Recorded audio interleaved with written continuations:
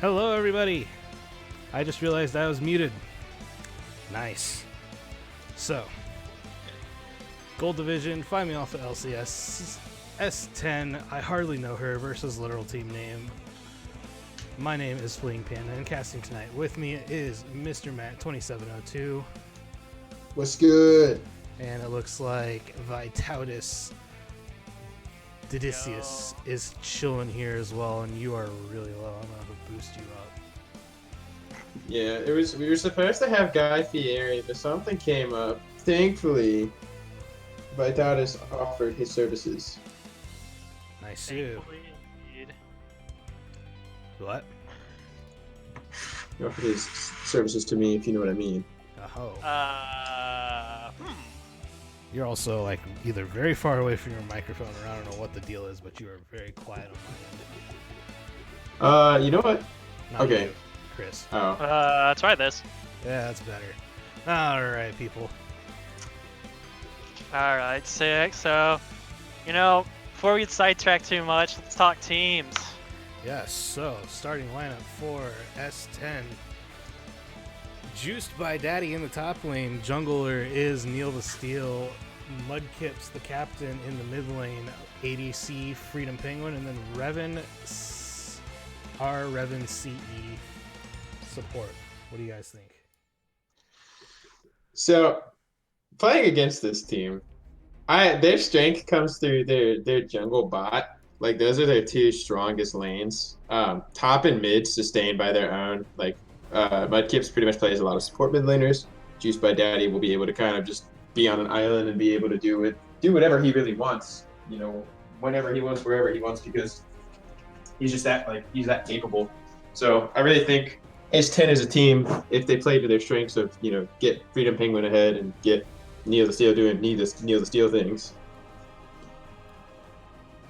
Yeah, and speaking of Neil the Steel's been making tons of headlines because, well, to put it frankly, he's having a crazy split right now. Let's go in here and take a look at some of these statistics here. His kills per game is 8.95 right now. That's an absolutely insane number. Like, honestly, Yes. What? I mean, I'm not saying that there has been like discussions of like, hey, who's gonna be MVP, and like, in my opinion, there's no question it goes to Neil. Like, the stats are disgusting. Yeah, like, I want to make it a conversation because it should be a conversation, but like, just click the stats tab over here, and I'm like, go a little right, go a little left, and well, check, it's Neil. Neil's your MVP for Gold Division. At least he definitively will be if S10 makes the run that we're expecting them to run, which is probably all the way to the crown. All right, well, They've gone straight into pick ban here, and it looks like Blue Side is going to be the literal team name. We'll get to their starting lineup here in just a little bit. They have banned Kane, Caitlyn away from S10. S10 has turned around and banned Alawi away from literally Kamish. Good call.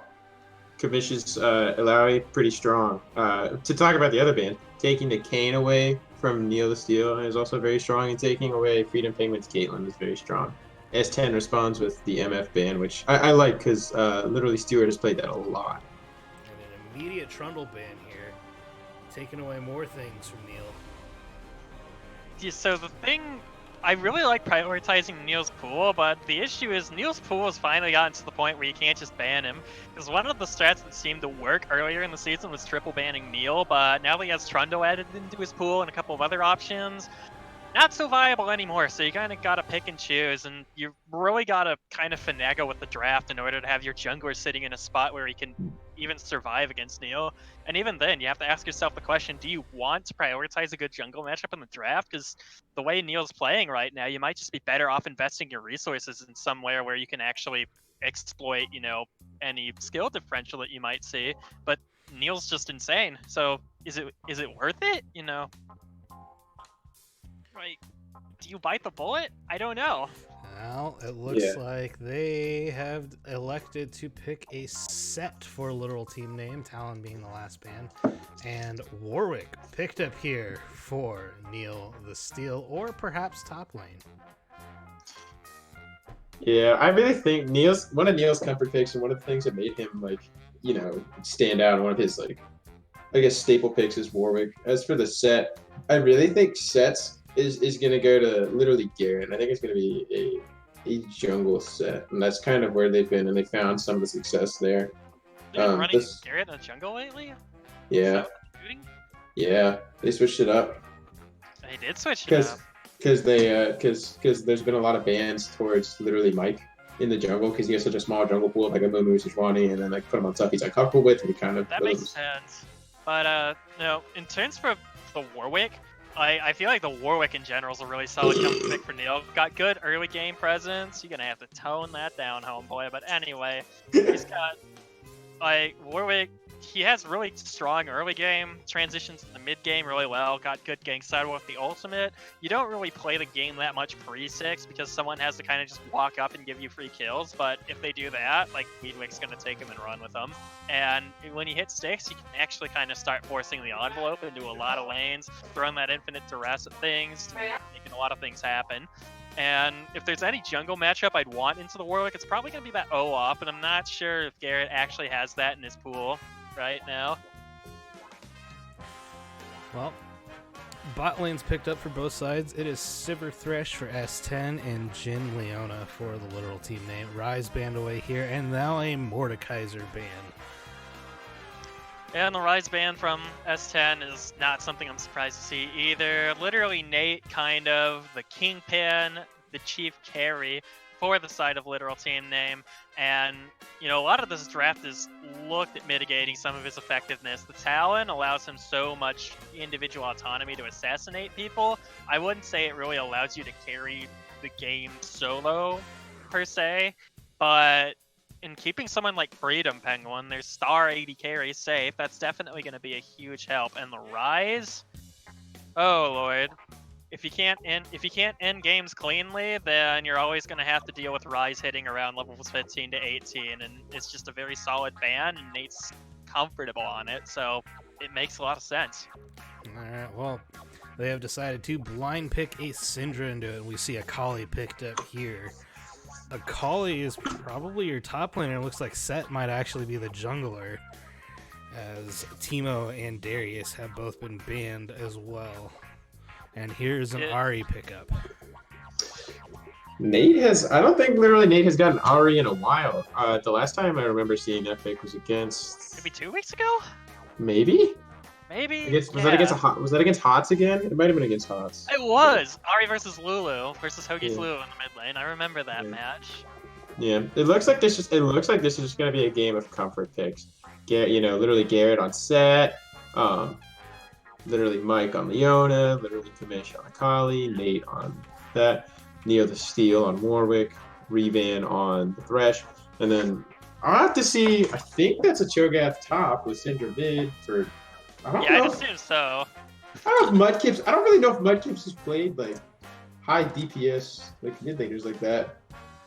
He's played a little bit of Syndra. Mudkips has shown himself to be one of the most flexible mid laners. He doesn't pop off every game on all the mid laners he plays, but he always has something in his pool that he can throw out there and hold it down. I believe Syndra, he's tied for the most games on Syndra this season. It's 2 or 3. So he hardly ever duplicates champions at all. And I think that's just a testament. Yeah, so right here, looking at the stats, Diana X2, Soraka X2, Syndra X2. So yeah, the most he's ever played any single champion so far is 2 times. And I think that's a testament to the style that Season 10 like to play with Mudkips. And having the flexibility of that blind pick as well, and the flexibility of his champion pool means they can prioritize their important matchups elsewhere on the map and just give him something he can hold it down on. Now, looking to that matchup, though, if there's anything that Syndra might struggle in lane early against, could be Ahri, just because you have that dash to avoid Syndra's combos. You have the charm to set up kills, and Syndra has no escape. Base 325 movement speed can be a little rough to dodge those charms out sometimes, but I'll be interested to see how it plays out, because that lane certainly can't go both ways. as we're getting into the pick and bans in the main client, we're going to switch back over to introduce the literal team. In the top lane is literally our commissioner, Sebastian. In the jungle, well, not in the jungle. It says here literally Mike, but I think that's actually literally Garrett in the jungle. In the mid lane is literally Nate, bot lane literally Stuart, and the support literally Mike. So, gentlemen, what do you think of the literal team? So, I think I can. I'll speak to at least the bot lane side of it. I think literally Stuart and literally Mike are a very strong combo, giving the freedom to literally Garrett to kind of explore the freedom of what capable jungle picks, and especially with Set being a very viable jungle pick right now, it's very strong. Rather than forcing it onto something that's hard engaged, like you're being forced into the Sejuani, you're being forced into a Mumu, Sejuani, like these very tanky, hard engage. Rather, it gives you an option. Like obviously, you see Set, it's like okay, Set's kind of a brawler, Set's kind of a bruiser. You see that one thing, and it's like it happens like that. But it does offer a different play style than just I hit Q, I ult, for a Mumu, or I just ult in with Sejuani. It gives a different play style, and it seems to be working for LTN. And from my POV, LTN's success has pretty much rested on the shoulders of literally Nate this entire season. In my opinion, for better and worse, he is kind of like the glue that holds this roster together. And most of the games, honestly, are kind of decided by whether he has a good game or a bad game. And, that's not to be, that's not to say anything, but I think that's just reality. I think they're a strong team that could easily, pull off an upset in this scenario, though, because they have a lot of strong individual players, and some of the players on this team, literally Kamish, for example, known for his comfort picks in the top lane, where he's just seeing the Alawi, the Jace, Akali from previous seasons, and getting to bust out this Akali now, and Nate on the Ahri, and all around, it's a very comfortable comp that they put together, and I know the individual skill ceiling that these players have is very high, so I think if they play to the best of their abilities, we could see a really good series tonight. Alright, well here is how they line up. Those are the champions for each player. So, moving into the team comps, which team comp do you like better? That's a really tough question. I'm gonna let you start, Vitalis. I think both comps are kind of jack of all trades comps. They have a lot of good options. No single comp really has one select way of playing. You look at LTN's comp, you have Ahri, Leona, Akali, Jhin, Set. You have a lot of brawling, a lot of ability to start fights off with the Leona. The Set can follow up on the engage, and the Akali and the Ahri are pretty good in general at forcing fights, forcing skirmishes, a whole lot of mobility. Biggest weakness I'm looking at right now on this side is the lack of DPS, because you look at Ahri, Akali, both burst mages, both AP, and Jhin, not known for his consistent DPS. He's known for his burst as well. And so looking towards the side of this Season 10 comp over here, looking at Cho'Gath, Weedwick, if I want Weedwick to do one thing, I want to see the Cinder Hulk on in this game. If he's getting fed, sure, Trinity Force. If not, straight tank. I want to see the Cho'Gath dropping that Righteous Glory, getting those tank items. It's probably starting Abyssal Mask because he's in an AP matchup, so forget that. Just get those tank items, scale up, get those beefy boys who can just stand on top of your immobile Sivir and Cinder and protect them from this Ahri and Akali who are just looking to make their health bars vanish in the span of a second. So in terms of comps, I like Season 10's comp scaling into late game, especially with the Sivir versus the Jhin, because it's going to scale much better when you factor in which team has tanks and which team needs DPS. So, yeah. Yeah, I think those are all really good points to consider. I think I'm going to agree with you, but I'm going to play devil's advocate and argue LTN. So, if you're looking for a team fight, like LTN is definitely, in my opinion, the stronger team fight. If you start it off correctly with a good either set engage, you can literally ult the Cho'Gath onto the Syndra or the Sivir, and unless the Sivir has a really well-timed spell shield, you're going to be doing a lot of damage with set ultimate onto that backline. Or if you get a really good Leona ultimate, that you can combo either Ari Charm or Jin W, and you can kind of synergize like a little bit of the CC. If you can chain it like well together, LTN is going to be a very formidable opponent. But I think it really comes down to like you were talking about is like champion execution. LTN, if they have the mechanical execution, they can pull it off. I mean, the hardest thing in my opinion is gonna be shutting down, like I said, shutting down the carries, like shutting down Neil, shutting down Freedom Penguin, and especially playing Jin Leona into a Sivir. When you have spell shield, you're already gonna struggle like getting the CC down. But for like Freedom Penguin's a very experienced Sivir player, Caitlyn player, so like has the mechanics of that, and Neil being a very experienced Warwick player has very good mechanics in dodging all the skill shots and all that capability as well. So I really think literally Garrett needs to play the early game. I think play the early game passive around your winning lane, whatever that might be. If it's the Ari, if it's the Akali, great. Play around what you're winning. Don't worry about like trying to put resources into bot. I think is my opinion. Don't put resources there. Put resources into your solo lanes.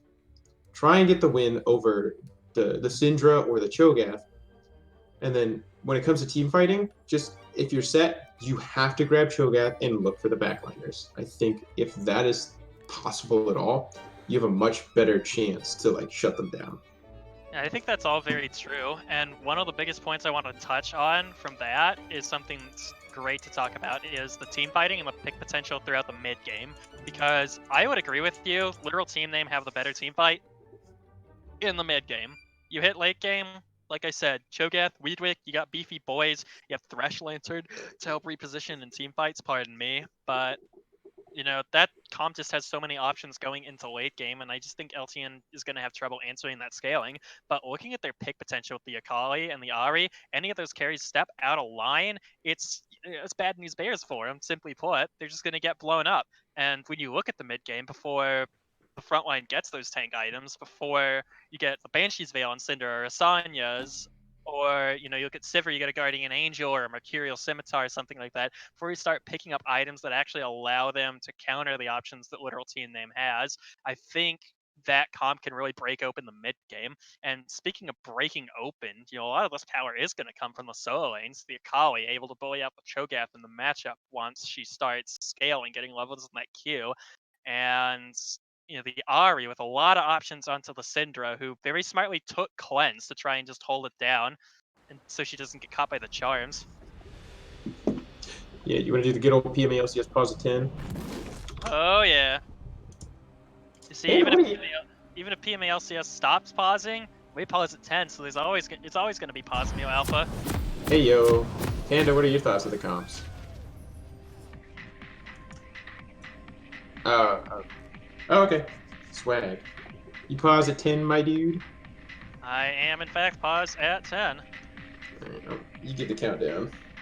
Alright, and we can go in 3, 2, 1, go. Let's get this bread. Yep, so, the guilty pleasure of the PMA LCS casting desk here, let's talk about level 1s as we Let's talk about pause! Yeah! Oh, never mind, we're here. Alright, we're back. PMA LCS drinking game confirmed. Yo! I'm not saying yes or no, however, comma. Take a shot for every pause. I'm not down with it.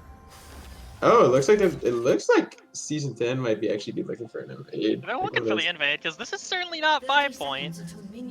This is not 5 point by any stretch of the definition. I love that I love the good old invade. The good old invade strategy. Oh, I mean you have Sivir off on the side, just kind of chilling, chilling. The quasi 5 point from LTN. And Seth doing some ridiculously fast sit-ups in that bush over there. Dude, you gotta get swole, bro. Yeah, I gotta get swole, bro. That's what I'm saying. Just find me off a Swolephonia. Do your reps. Yeah, say dude. your prayers. Eat your vitamins. Whatever whole code Hashtag swole Rona. Let's get it trending. Yeah. Wait, you say I gotta hang on. I gotta grab my Let me grab my dumbbells for this game. We're gonna do presses while we cast. Yeah, because all that ever happens is I get pressed. Hey I just yell all yo. the time. But Nothing out of the ordinary for runes. I was kind of expecting something. Actually, wait a minute. Glacial Augment Syndra. yeah, Glacial Syndra, not surprised to see him flexing into that, because that is the option. Typically what you see Syndra doing right now is Hextech GLP first in the mid lane, and that's a consistent item that offers you a lot of utility with that slow, and it's a lot cheaper than Luden's too. And even though the burst damage is not going to be there in comparison to Luden's, you're Syndra! Your ult is burst, you don't need it. And then you get to slow everyone. Yeah, you slow everyone all the time, so like you just line them up for free skills, and then you kill them all. It's that simple. You don't need electrocute. You don't need any of that. Valid points. Valid points. But yeah, I would argue, however, that you still run the GLP, but take the electrocute, so you still have the burst in there, and the GLP gives you the utility you need. Because I still don't think you need Glacial Augment, but I feel like the Glacial on Mudkips, like I said, have been talking about, it speaks to how this team likes to play. Mudkips holds it down in the mid lane, bot and jungle, they do their thing, Juice by Daddy goes on his island. Exactly what you were talking about in the Chancellor. Yeah, it's funny. Like just looking at top lane right now, we are seeing some pretty major trades. The knockup coming through from the Cho'Gath. It looks like the Vocal Spike is just gonna hit and listen. Literally commission just to be hanging out in lane. 25% already popping a potion. Yep, here we go in the bot lane though. Revan's gonna get dropped immediately. The first blood gonna go off the literal Garrett over here. Revan getting absolutely clapped, and that's going to be the flash from Revan and the heal from Freedom Penguin, so that's going to make it a pretty easily gankable lane in the future. Yeah, that's actually kind of disgusting. It's just pretty crazy. Like, just, I don't know, especially as a Thresh, you should, like, your goal in lane as Thresh should be very much kind of like assert your dominance, because you are a lane bully. Like, level 1, level 2, you have a hook and you have a play, you can literally pull them into your team. But the problem is, it's not working. Oh, we do see the Akali Shroud go down top. The Akali trade going in. It looks like Akali's just going to keep trading it out, walk it back. Good trades going on in the top lane. Yeah, so, honestly, this is kind of how it works. Oh, Lord, you see a gank coming in mid lane. Mudkip's going to have to burn the flash. His direct camera takes me straight away from that. But, anyway, this is kind of the Akali flowchart. When your Shroud's up, you hard win trades. When your Shroud's not up, you hard lose trades. But, Juice by Daddy gonna get run down a little bit here. Shuriken actually not gonna land though. Good dodge by him. And that's gonna be Big sad. Yep, but trading with Cho'Gath is deceptively a little hard early because his Vorpal Spikes actually do a crap ton of damage. Bait comes in though. That's a really solid bait. Literally, Kamish gonna get stuck in the Shroud and Kneel to Steel. Really can't find him, but literally, Kamish is going to flash over the wall, make it out of that one, and Kneel to Steel already with some good pressure coming off that bait. Yeah, that's really what you like to see. Like, that's kind of been part of the difference. Like, literally, Garrett putting the pressure bot lane. This is kind of what I was worried about. Is he's gonna put his eggs in the basket of a lane that's, I hate to say it, that's inevitably gonna lose. I don't want to say inevitably lose, but like, look at the CS difference already. Like a 9 CS difference from Freedom Penguin to literally Stewart. And like, you're looking at the Ahri who's up, it may be minimal, but your Ahri's up a little CS. And your Akali's only behind a little bit. I mean, you burn flash, to take that trade with the Cho'Gath and the gank from the Warwick. But like, if you're literally Gary, you really gotta be putting these resources, in my opinion, into like, that's true. Mudkip's gonna pop the cleanse. Here comes the flash. E from Set gonna miss. But the Wham Bam Warlock coming out. Literally, Garrett's gonna secure the kill on the Mudkips in the mid lane. And that's exactly what LTN needs to do to open up the map early in this game, number 1. Ask and you shall receive, my brother. But, so one thing I want to focus on as well is the top lane matchup right here. Juice by Daddy's kind of scared me a little bit with how he's disrespecting this Akali under tower.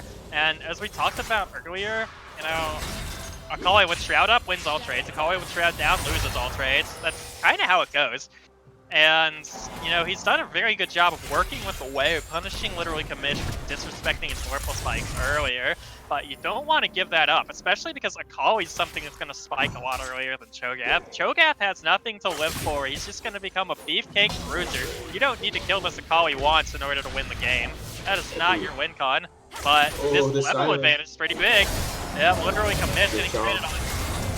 Oh, in the bot lane. Yeah, big action coming down in here. Literally Garrett popping the wall up. That shield is so massive, but literally Mike is stuck in the crossfire right here. Boomerang Blade comes out, freeing the Penguin to secure the kill. Literally Nate's here on the roam though. Gonna drop Neil to steal with the combo.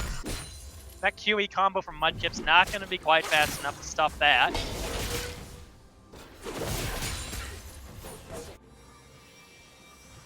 Oh, Lawny. Here we go again. Or do we? I don't know, but that was, you know, getting the kill onto the Sivir is pretty big to get her that early. You know, she's already has that advantage, but she's now probably going to be able to, like, what? Sivir build is Sivir build still Essence Reaver? Or do you go IE on Sivir? You probably go Reaver now. I honestly like Reaver. Oh. If you're getting really bad, but I don't think that's the win con for this team at all, especially when you have the Syndra. But yeah, we're gonna commit stuck in the Shroud here. Knockout comes out for Juice by Daddy. Hello, big boy looking for the Nom. He's gonna find it. Juice by Daddy with the solo kill in the top lane. Tasty. Yummy, yummy. That was a good trick. Yeah, and then, you know, just like that's kind of the things that you're talking about, the disrespect. It seems that, you know, it could go both ways. That literally Kamish just pushing up a little too far, and it's like, you know, again, you know, we're doing this, they're doing that, blah blah blah. But inevitably, what we're kind of seeing now is we're starting to see like this difference in, like, you see a pretty big CS differential in the top lane, in the jungle, in the bot lane, and we're back to the comment that you made in, you know, in pre-game lobby. Hey, this rests on the back of right now. The lead rests on the back of literally Nate. Up what? That's 11, 12 CS. Yep, and a kill. Having a pretty good time, and you know, it's off of the backs of the roam bot lane. Someone like Ari, a more assassin-oriented champion, the more dashes you have in your kit, the more hard CC you have in your kit, the much more you have to offer your team on the roam. He's able to make it there a little bit faster than the Syndra and get a return kill on the, you know, the steal of all people, which is pretty valuable to out the zero game. Here comes the teleport from literally Kamish though. Gonna stuff this Infernal Drake right away. Now Freedom Penguin stuffed on the side over here, and Revan looking for a way in. Neil the steal as well, trying to look his way back in the pit, gonna go in, going to miss the smite, and literally Garrett gonna secure the Drake. Neil the steal gonna get dropped immediately. Literal team name once more. Kamish goes in the back line, pops that R2. Knockup comes out, Jin ult comes through. Juice by Daddy's gonna find the return kill on literally Kamish though, and this fight is not going the way they wanted it to. Literally Mike gonna miss flash over the wall and get dropped. The kill's going over to Mudkips. Yeah, and part of a big issue there, alongside a lot of the, you know, the miss summoner spells, they dove a little too deep. The Akali going a little deep was kind of questionable. The thought was good there, but part of the issue to you know, to look at was Jin missed every single ultimate shot, and I don't like talking about the negative, but like getting that slow and getting that little bit of damage might have actually been a differential, especially missing fourth shot. That's like, you know, Jin ult isn't known for killing people. It's known for applying the CC and like getting them to the point where someone on your team can help finish it off. But if you miss every shot, it's a little rough. But yeah. one of the positives of that fight was, like, you know, S10 being able to get back in it. But LTN is not out of it at all. Like, that was actually a relatively, you know, decent fight from them. If they had just fought it in a different corridor, like, I think the whole fight could have been different. Yeah, that's very true. And, you know, it's a classic case of it's going great until it's not. Which, yeah. You know, I have a beef with the fight in general, just because it's like, you already took Dragon. I don't think you need to force the issue, because then you start doing things like that. But let's say, scenario 2, I'm wrong, I'm an idiot, let's force the fight. What do we do? The setup was good, like we were talking about. The start was really good, but then that transition there, where, you know, they kind of go away from the Jin DPS. When you walk away from a Jin, he gets stuck in two situations. He has to just start walking at you because he has no gap closer, or he has the pop ult. And ult's a skill shot. Auto attacks are not skill shots, obviously. So if you miss all your ult, that's basically the same thing as them walking towards you and not doing anything. So, Agreed. oh boy, Mudkip's gonna get caught up in the mid. The cleanse comes through, but it's not gonna be enough to save him from the inevitable doom.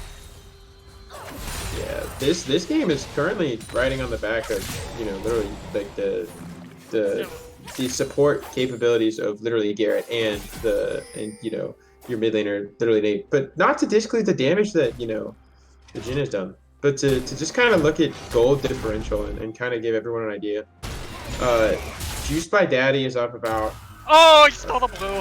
Oh my god, that's disgusting. Legend. Oh, Free to Penguin not popping the spell shield. He's gonna see the solar flare, but it's not gonna be nearly good enough to save him from Nate. Literally, Stewart gonna get that kill. More runs from the Ahri coming in big. That's really what you like to see. That actually puts literally Stewart back in the game. It was about it was a pretty sizable gold deficit in the bot lane. This only puts him about 100 gold back. That's pretty nice. Actually, he's ahead now. But like, yeah, your mid lane gold differential is huge, and your jungle gold difference is about 500 gold in favor of literally Garrett. That's not something you're expecting to see, especially against a Weedwick early game. But now the mid lane is really something they can abuse, and Mudkips, that last so orb was so close. But yeah, literally Kamish going into the Shroud of the top lane, literally Garrett's here for the level 6 set, gonna flash God knows where. Literally Kamish running down Juice by Daddy. That's one beefy Cho'Gath. Boy, Wallop comes out, but Juice by Daddy is just sustaining and winning. R2 comes out, and the Showstopper comes out. He's gonna finalize that kill. That's what we call it. Come on and slam, baby. That's what you like to see. Welcome to the jam. Ooh. Rift Herald drop mid lane. This is gonna be, this is gonna try and like account for some of the map pressure and gold differential that like we're seeing from the jungle, like this set jungle. But the Warwick is doing like a very good job of kind of minimizing the collateral. Something I do want to kind of denote is that Vision score like this early on in the game has been pretty rough on both sides, like except for the set. Like you've seen a few pink wards bought and cleared, but like there's not a ton of vision of pink ward vision on the map. You see a couple of trinkets here and there, like covering the river and covering like some walkways, but you don't see any pushing up into the jungle trying to get that advantage. Like you as a Warwick like have a strong in-bane potential, if I'm not mistaken. Like you can correct me if I'm wrong, because I'm not a jungle main, but like it always feels like Warwick's in my jungle. Always get ganked from behind. But like the Warwick should be trying to push out, clear this vision out, and try and like push into their jungle to get a little bit better tracking on the set. And that may be part of the issue here, is like not knowing where the set is and at what time like the set is where. Oh, but we do? Oh, is this a cheese? Oh lordy, here we go. Maybe. Just showing and clearing out some wards though, and I'm really waiting for this Ahri to come in big again. Juice by Daddy showing out over here. CC Chain is coming out, but GLP is gonna CC him up. No. Skill comes in. Infinite Duress goes on literally Nate, but the follow-up is not there. They don't have the lockdown. Follow-up's here now though. Literally Garrett gets absolutely eviscerated, and Kamish just chilling out here in this crowd. Literally Mike engaged on the back line, but Mudkips has found literally Nate in the back line. All the DPS is down. Mudkips going golden mode, gonna allow him barely survive. Literally Stewart getting dove under the turret. The W barely gonna miss, and Neil the Steel gonna make it out of that one alive. A very successful fight from the side of Season 10. I hardly know her. They're also like they're pretty low though. So like they're all really low, exactly. Jhin has ulti. Just pop it. Just pop it and like try and hope for the best. Wing and a prayer. Like I think that's really, like that wouldn't be a bad option here. Like just wing and a prayer and just shoot and hope for the best. Like your thrash is low, you could probably get a kill, but that was a very well executed team fight from S10. Like LTN very much like had the advantage of going into that fight, but the moment you saw the Cho'Gath knock up onto the Ahri, like if you're LTN, you should have backed up, and you should have said, okay, let's try and like extend this fight a little bit. Let's play under our tower now, rather than play like just on the like brink of mid lane. Because it's kind of like you're kind of struggling to figure out, is this a winnable fight? Like, are we in a good position? And if you're in that position where you're kind of questioning it, like in my mind, you shouldn't take that fight. It's like you don't want to run a 50-50. You'd rather be more comfortable, like, hey, let's pull him under tower and let's make it, even if it's just a 60-40. Like a 60-40 in our favor is a much better fight opportunity than taking a 50-50 in the middle of the lane. We're very long-winded. And while we're talking, Mike gets forced to burn cleanse a lot in this mid lane. Forced to burn cleanse once again, but that's kind of a testament to what we normally see. Literally Nate though, popping the Spirit Rush. Infinite Duress comes in, but the Rupture is gonna miss. Literally Nate can be able to escape with that last Spirit Rush. GLP comes out, Neil the Steel gonna be brought down to half health. Another Rupture comes in, but there's not gonna be any follow-up from this point. Also, Very thanks to nice. Violet Sociocat and General Dill for subscribing to the channel. Thank you to you guys for subbing. We really appreciate it. Always good to have some support. Yeah, and coming back to the game here, looking at Iron Spikes right now. Literally Stewart with the Infinity Edge coming out. Nate's had the GLP for a while. Cinderhold's finished on the side of literally Garrett, and literally Commit's just gonna hit that build runner sometime soon, but here we go. We're gonna have a fight to contest this Rift Herald. Juiced by Daddy, the big beefy boy in the front line. The rest of Season 10 is just not here yet. They're one man down. Juiced by Daddy does not care. He's just gonna walk straight in. He's gonna find the steal on the Rift Herald. Neil the Steel gonna go in and pick up that Herald. That's going to be Juiced by Daddy's life and Neil the Steel's flash, but it doesn't matter when they get a free Herald. Red team gonna bring down that turret in the mid lane. Mudkip's prioritizing that turret over there, and oh my god, that's so much damage. The Flash Charm comes out, and that's gonna be the Leona for Syndra traded in the mid lane.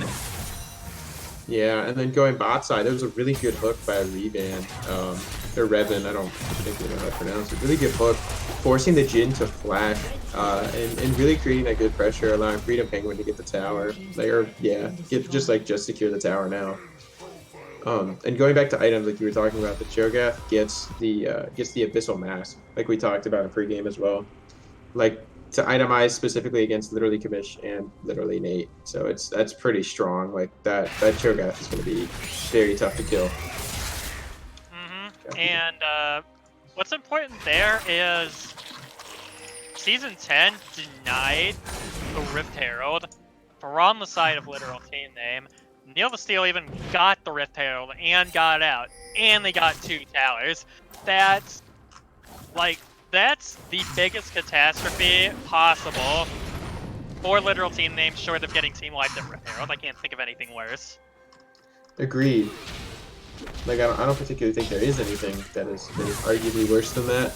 Like I do think that that's probably it's rough. Like you hate to see it.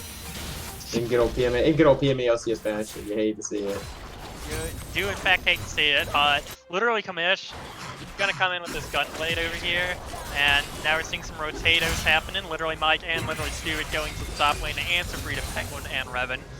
Which typically I hate bot lane to top lane rotations right now in this meta. I just do. You just lose so much pressure. But here, it works great. There's no objectives on the map. The top tower is low. You've already got both the tier 1s on the other side of the map. If you're going to do a bot to top rotation at any point in the game, this is the point, right here. But you got to make sure you swap back at some point, because you see this dragon down there is coming up pretty soon, less than a minute, and that's, something that you can't have your bot lane top lane for. Yeah. And I think to kind of piggyback a little bit off of that, in my experience, like the bot, talking about the pressure, it's really rough. But when you see a fight going in, Yep, Flash coming out from Neil the Steel. Actually, no Flash, just Infinite Duressing away. Flash comes out from literally Garrett. But Neil the Steel actually going to get out of that one. Literally Nate in a bad spot. No Spirit Rush. Going to flash out. The hook barely going to miss. The Syndra stun, though, is going to land. There's no Spirit Rush. There is no escape for literally Nate. Sees Warwick's Jaws of Death. Literally commit. Going to bring in Mudkip's down. The turn's coming out. The curtain call is out. Literally Garrett going to get dropped. As literally Stewart's last kill shot going to miss. Neil the Steel brought extremely low. Just by Daddy just going to go ahead and drop that. Nom straight on to literally Mike, and that's a 4-for-1 from the side of Season 10. Yeah, I was really hoping that literally Garrett was going to get a fat haymaker off and be able to reset the tide of that fight. Because it was a really good, fight engage and setup. Like being able to drop the, what is it? God, what is the E called? I can never remember. Like the pull. I'll call it the pull. But like being able to drop that, he had like 3 people caught in that. And he had a really large amount of grit. And he's like reset that originally. And it's like, all right. And right towards the end of the fight, his grit bar was pretty full. So it was just like, come on, man, you got it. I believe in you, Chief. Yeah, that's pretty true. And it's been a case of almost, but not quite, for literal team name. Basically this entire mid-game transition right now. Season 10, so low at the end of every fight. Everyone's always like one gen ult away from dying. And you know, one thing we've touched on before is some of these, like, the gen's always one shot away from killing people, and some of these ults, I'll be frank, I don't know where they're going. But to look at the team fight as a whole, it's all just kind of clown fiestaing out a little too much. I think if you dial it down, if we take a chill pill, ran in a little bit of the clown fiesta, start looking for win cons, play front to back, I do believe literal team names can execute at the level they need to bring this game back. I would agree. Yeah, I think this game is very much within their reach. I mean, if you start, the biggest thing for me is like, all right, like just to look at CS differentials, your jungle is very, like, is in terms of gold and like in farm is very behind. Has the Tiamat and a brand itemized for a Brando. That's what you want, but. And Revan poking a little bit in the bush. Just gonna get some damage down. GLP comes out, but Nick gonna get caught up by the Syndra stun. Freedom Penguin dropping some damage. Ooh, gonna get dropped into there to Garrett. Curtain call comes down. Freedom Penguin gets stunned up. Gonna get shut down by literally Mike. Literally commits, smells mudkits. Here comes the Jin Root. Infinite threat straight in there. Neil the Steel's on a rampage. Literally commits, gonna get blown up by the Unsealed Power as well. And this fight has just gone horrendously for literal team name. Yeah, what looked like an original good pickoff, like ended up kind of turning contradictory to that in that favor. But we are seeing that there's some very good like coming from it. Like if they can keep Nate and Stuart alive, like if Garrett and Mike can frontline and be able to turn if they do see the Warwick peel onto the back, like kind of just use himself onto the back line. And we do see like the opportunity for peel for those two. If they can pull them off, Nate, Kamish, or Stewart, like I think the fights are easily winnable for LTN. I think like they're showing that they're a scrappy team and they're not like they're not going to go down and make it easy. And Mudkip's actually brought extremely low. Solar Flare's good. Red is good. Oh man, Pile Driver comes in from literally Garrett. That's going to be the kill on the Mudkip. Season 10 getting absolutely slaughtered near this Dragon Pit. Juiced by Daddy as well. He's a beefy boy, but that's not going to be enough to withstand the wrath of 5 angry literal team name members. Juiced by Daddy going to get dropped. Kill going over to literally Nate. So here becomes the issue now, is you're letting their bombs get pushed off. You're not appropriately responding. You're looking for the pick. You're kind of in the desperation mode, and obviously you're in a 3v5 like right now in this circumstance. You push for this tower, but like you don't have anybody to respond. You send Nate back, but in the mid game, like we're approaching 30 minutes. Like the Ahri is going to fall off. It's an inevitable fact, and like how do you deal with this? Like how do you deal with your carry falling off? Like your Ahri can only get but so strong. It is Navegar with infinite scaling, Yeah, that's kind of true. I think though, like the priority targets, Syndra and Sivir, is still going to stay squishy the entire time, but Mudkip's opting for the Zonya's second item, so gonna have a little more defensive options in these fights thus far. And a lot of the issues that I'm seeing in the mid game come from carries positioning a little too far up. So we saw around that Baron pit, literally Nate getting locked up by that Syndra, the Syndra QE combo, and that caused some trouble. And then Freedom Penguin as well was kind of frontlining most of the time trying to DPS. And it appears there's a split call. Freedom Penguin staying, trying to make the most out of that fight, and this team just kind of backing off, leaving them there. So, you can say, well, don't stand there and fight. We're all walking back, but at the same time, you'd be like, well, the fight looks good. You should be communicating, But gonna have to hold that thought because another fight's breaking out. Pile Driver comes out. That's some big damage. Literally, Garrett can have to flash out. Juiced by Daddy, gonna nom him down. Literally, Mike surviving. He's so low. Literally, Kamish gets murdered on the back line. Juice by Daddy finally going to be brought down. A 2-for-1 so far. Literally Nate popping that final Spirit Rush and going to make it out of that final line just barely. Thus it's settled a 2-for-1 overall in favor of Season 10. Yeah, and like you take down the raid boss Cho'Gath with so much HP and like an execute ultimate, but like that doesn't stop the fact, like I said, that you have a Sivir with IE and as a Sivir auto attacking you. You have a Syndra that has Ludens and a good amount of AP, just like throwing out Qs, throwing out Scab of the Weeks, you know, like. Speaking of Syndra on Ludens, with Glacial Augment, and he took Ludens. Yeah, very interesting. Oh, good. Ooh. It's not going to do damage. That's the worst of both worlds. A little CC, but not enough CC, and a little damage, but not enough damage. And you'll see a few dodges on these, but gonna go away with the Reaper though, as the curtain call finds the shutdown. Neil of Steel finally gonna get dropped. Yeah. Oh, Black forward from literally Nate himself. The turn comes down full force. Literally Nate gets annihilated and next to fall. You gotta respect that Spatial Shield. That was a very aggressive play. I mean, listen, I'm hyphy, and I don't even know if I would do that. But I do think I see the intent there. You see the Sivir separated. Obviously, you have to be very wary of the summer, like not even the summer cooldown, but just like your general cooldowns. Sivir is something that you don't really want to initially throw out a CC on. If you're gonna throw something out on Sivir, throw like a Q, like your Ali, because that should still absorb the spell shield. Throw the Q and then like E second. Like, you can't throw out your CC first if you want to have any hope of, you know, like trying to lock her down and do something about it. That's very true. And speaking of itemization, from looking at Jhin here, I see the Phantom Dancer, I'll be honest. I feel like you could just run a Fire Cannon though, because they don't have dive. Even though Phantom Dancer gives you more effective health overall. Uh-oh, Mudkip's got in a bad spot, gonna have to flash that wall immediately. Literally Garrett's gonna get CC up, Solar Flare comes down, and the Pile Driver comes out, but it's not gonna be enough. Neil Steel flashing forward.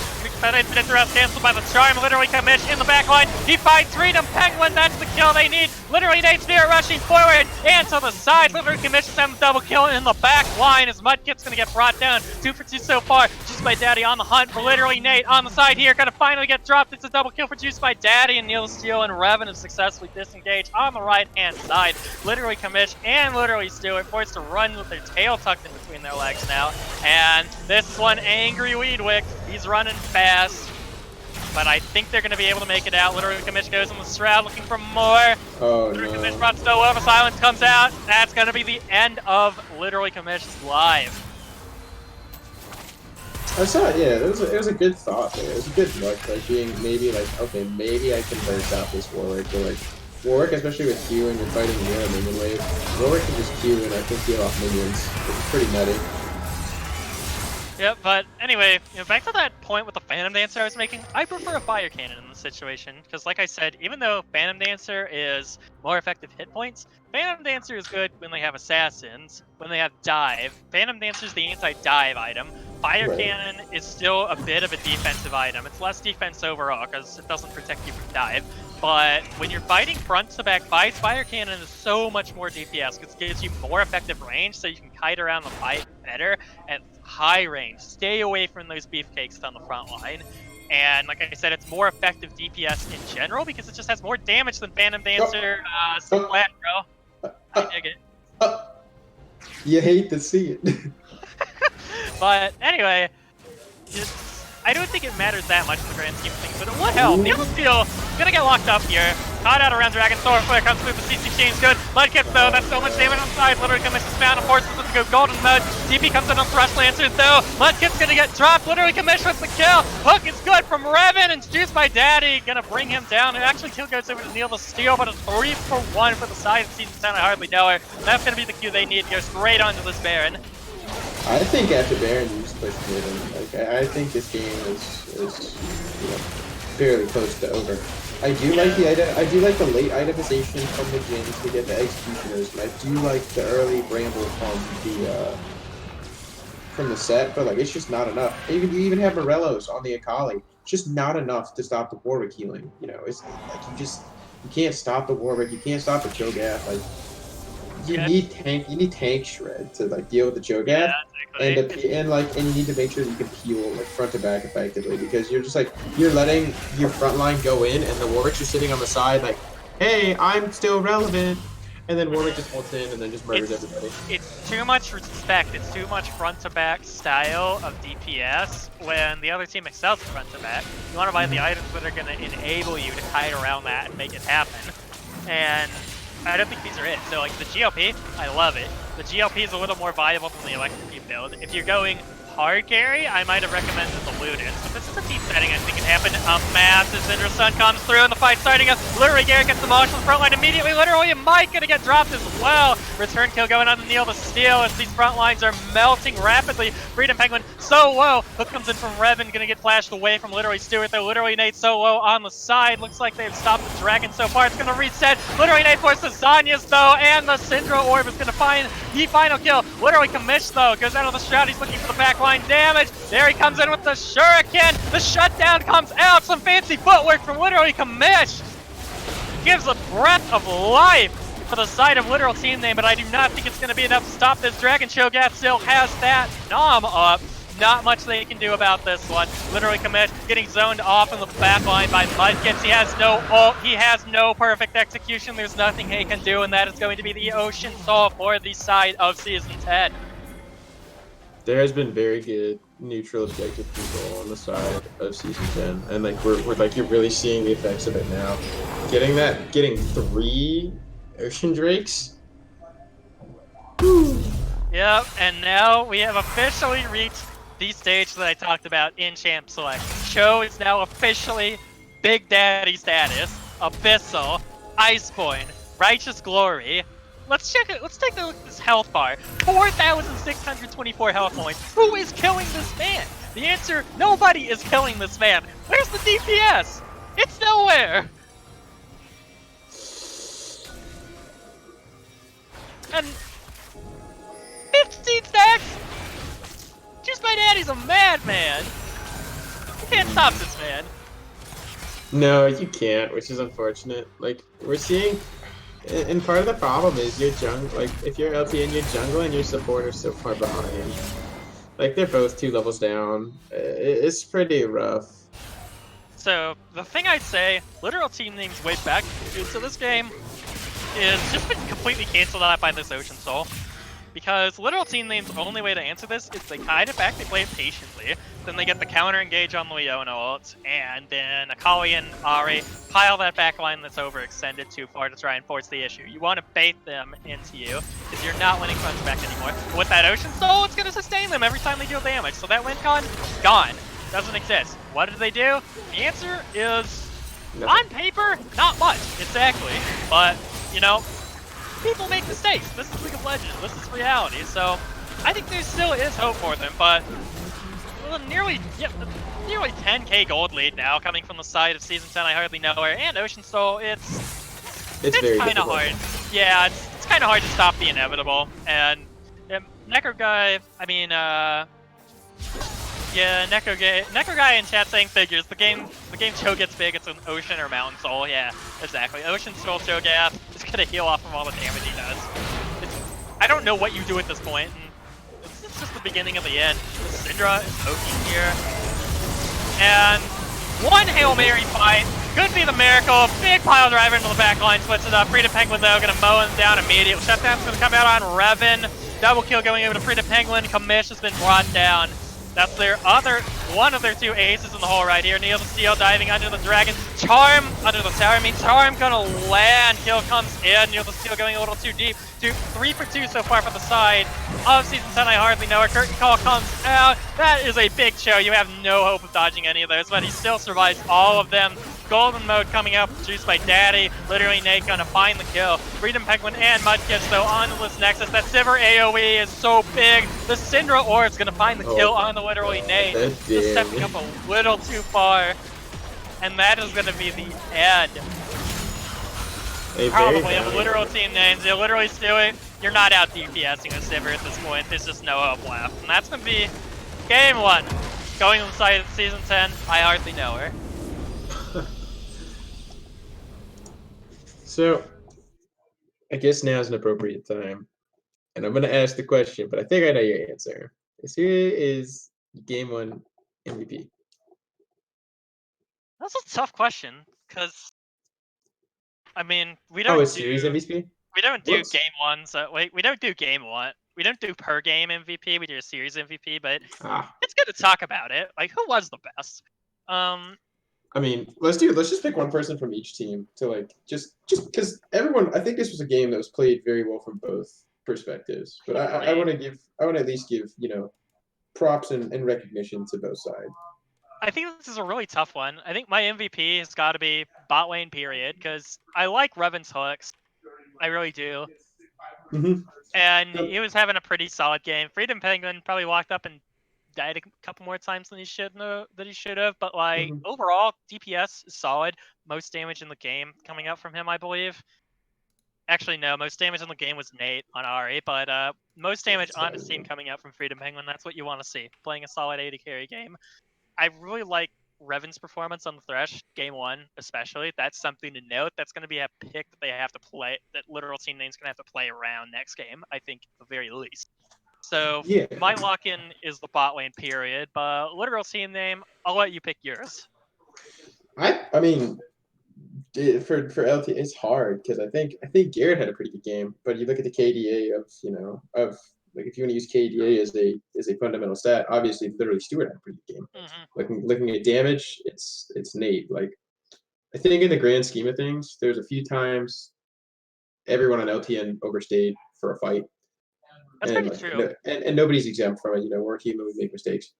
But I think overall, I'll give it to Nate for creating the pressure in the mid lane to allow the roams to happen and like give that freedom to the map a little bit more.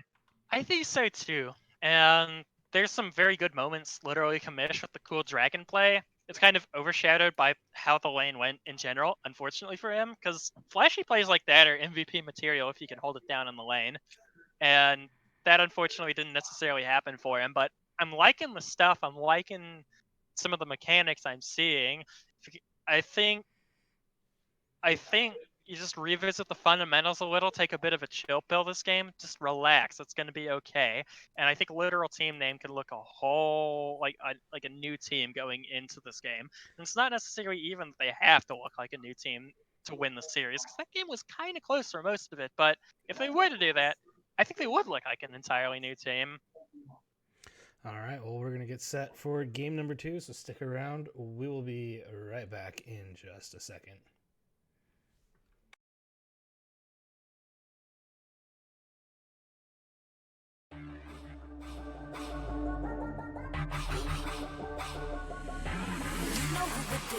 Come around again. We want a dose of this right now. It's KDA.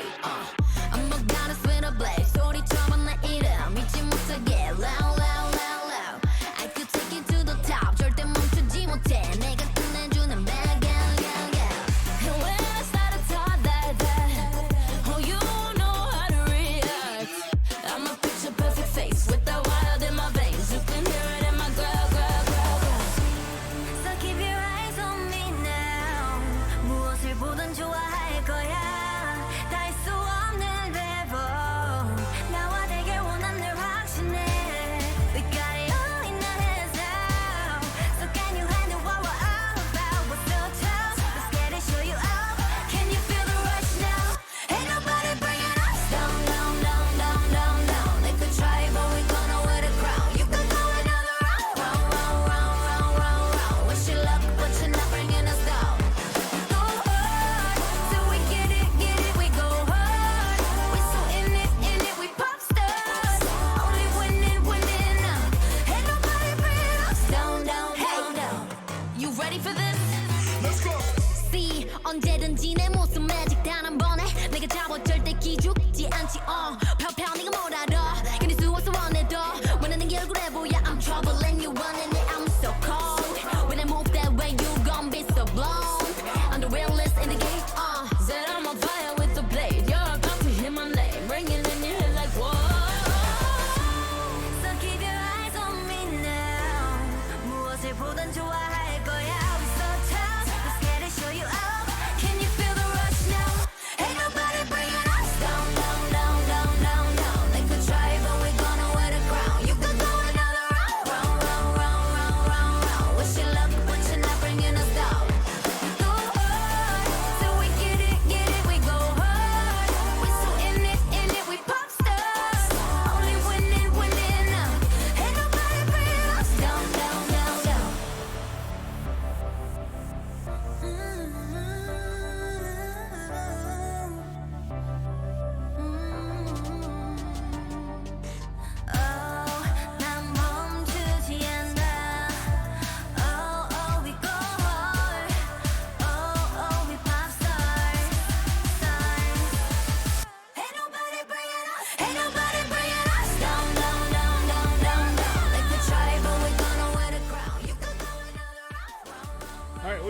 For Game 2 of the semifinal series, we're already in the pick ban here as Little Team has opted to continue playing on the blue side of the map. They have banned away Kane first ban, and then we see the Alawi immediately banned back. Caitlyn banned away here.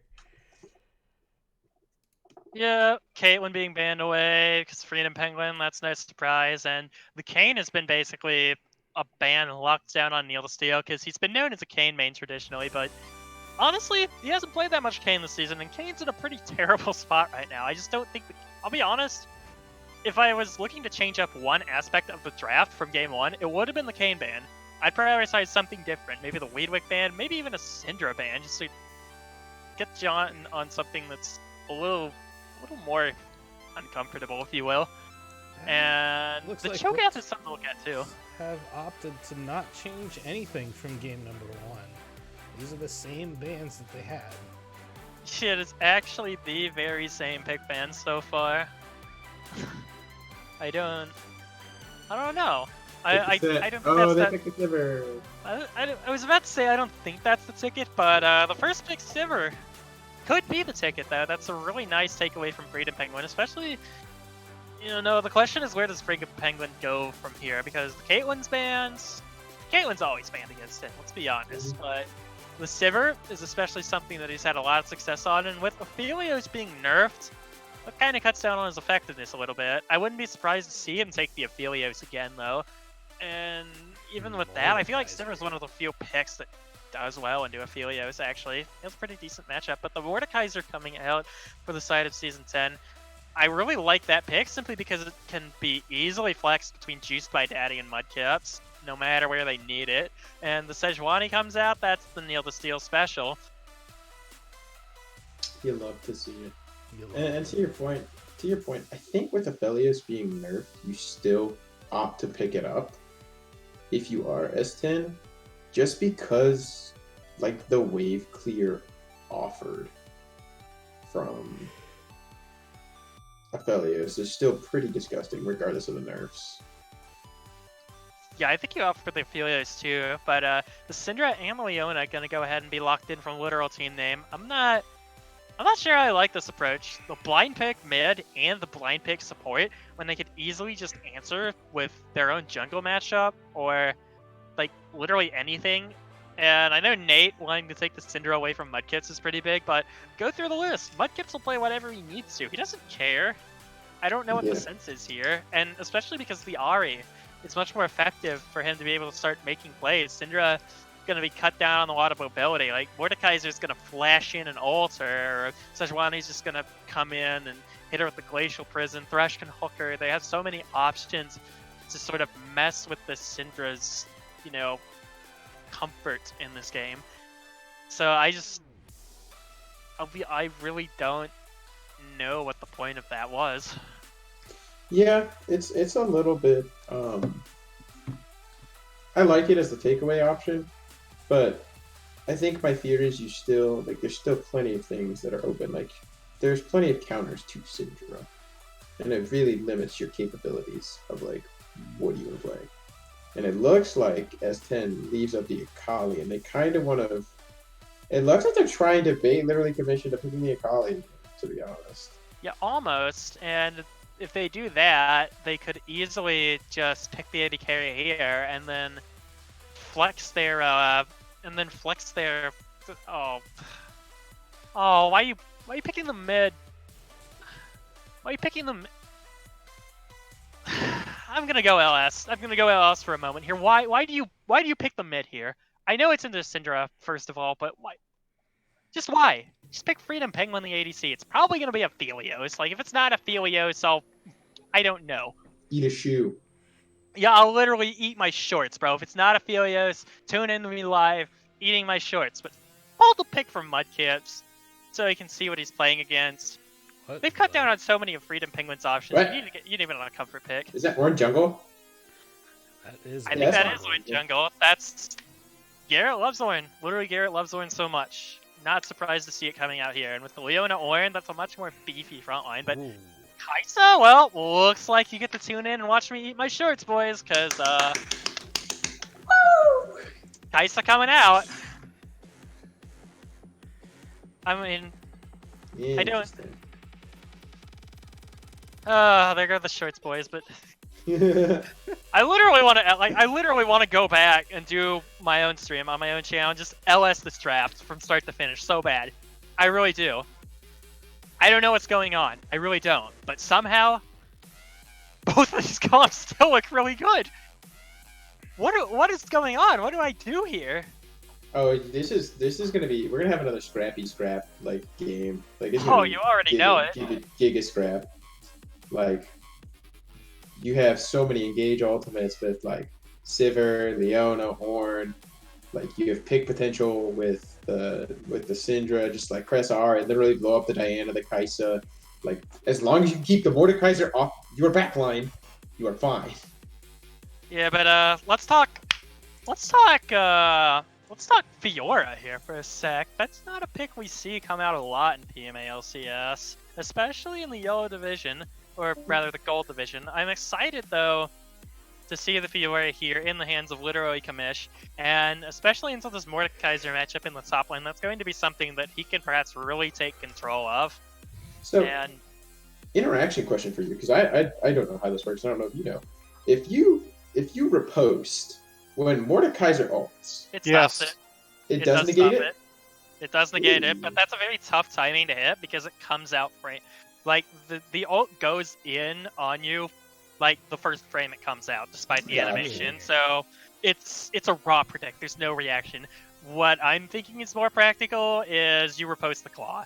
That's a really easy cooldown to punish. It's like a 26-second cooldown. Basically, your riposte cooldown's his claw cooldown. It's that simple.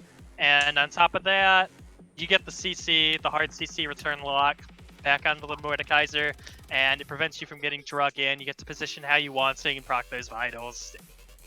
You know, you stop a proc of his passive. The claw's what you're looking for here. Okay, so I'm going to interrupt our regularly scheduled program real quick. Hi, it's your co-commissioner, Minbung. Who let you? My mom. So we're gonna do a giveaway because there's 30 people in chat. So we're gonna do a mystery skin. We're gonna do a couple probably. Type throughout the night. exclamation drops in the chat. No, we're not doing Valorant drops. Okay, it's not working that way. We're gonna what do we type gold in chat, exclamation point gold. Everyone who types it, that'll be fine. No admins will be able to be a part of this, but mods in the chat can. So if you're a mod in the chat and not an admin, you are fine. Nightbot, you do not count. Oh. Sorry. Yeah, I know. Feels bad for Nightbot. All right, yeah, gold. But no, Bung is not it. Also, Cody, Freedom Penguin, told me that you should go check out his Philios win rate, and that's why they didn't pick it. Oh, but you know what? Hey, I'll be right back. Yeah. All right, good. Time to trash talk. Ooh, 20%. Ooh. Is I it love actually? Yeah. It's right around the same as Chad Penguins. No, I'm kidding. Oh my god. It's right around the same as my Yasuo win rate from like 2 seasons ago, bro. All right. Jesus. Yeah, no more stinky. No. Okay, so that's gonna be it. I'm gonna choose a winner for right now. Jewel Baka, that's red. So no. But okay, y'all ready? All right, 3, 2, 1, and the random name / winner on this online site. Do we actually have Virgil 12 in chat? Yeah, but they didn't type anything. Why did it pick it up? Interesting. We'll randomize it one last time. Right around Kevin's win rate. Oh, hey, Virgil's there. Oh my. Oh. No. I seed my skin. Yeah. Okay, cool. You seed it. And why is this taking 10 years? Oh, Joe Megalol. I love that freaking thing. I love Joe Megalol. Joe Magel is so good. Garfield juice. Yeah. Joe Magel. Garfield juice. You win the skin. You should give it to me. Woo! All right. So that's gonna be one skin. We'll probably give out another later tonight. All right. That's it from me. Back to your regular scheduled broadcast. And now, Bum, bum, bum. bung, bung, bung, bung, bung, bung, bung, bung. And now that your regularly scheduled dose of Men Bung Mania is over, back to the game. So we missed out on a little bit of draft here. We missed out on what we were talking about. Oh, we were talking about the Fiora. Yeah, we were. So Who I like plays it. Fiora? That's a good question. Yeah, that's What true. what a nutty champion. Ultimate that heals. Actually, this is pretty good because you're gonna see the Mordekaiser and the Diana, and probably the Kaisa. Itemized for Kaisa might opt for first item. Like might go like first item and then maybe try and pick up like executioners and maybe the same thing with Diana and Mord for the Morello to try and cut back on the Fiora healing. Like I think that'd be like specifically Mordekaiser to combat that like lane matchup. Yeah, and I'm not a fan of itemizing for Morello nowadays, period. I mean, depending on item breakpoints, it's more efficient to, they did an like a mathematical analysis of this. LS is pretty much saying that Leandri's was almost always better than Morello, but then I think it was Mark Z or someone who actually mathematically broke it down and showed that in certain situations, Morello Nomicon is actually a better option. So especially if there's healing reduction to be done and you have enough back lines squishies to hit, Morello is still a better item than Leandri's. That being said, I hate both those items.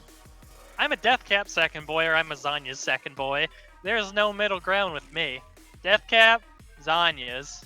Either Deathcap, you blow them all up, you solo carry, or Zanya's, you stay so safe. And then I feel like the utility comes a lot from Hextech GLP too, and that really feels so good as a first item that building another one of those just for utility, just like my build's all utility at that point. I want some damage or I want some survivability, you know? Alright, hear me out. Magi is second. God. Well, Magi is an entirely different topic. I mean, it really, like I said, it really depends. In this circumstance, I really think playing Syndra into Diana, I think you really aren't in the wrong if you are the Diana and you go Darksteel, especially because, like, I think the gank potential for the Sejuani is a lot better, so you have a lot better opportunity to make something more of it. So I really think if you're Diana, I think Magi, like, going for Darksteel and Magi's isn't really a bad option in, like, the second case. All right, real quick, which team do you like? You know, honestly, in terms of looking at the teams, I feel like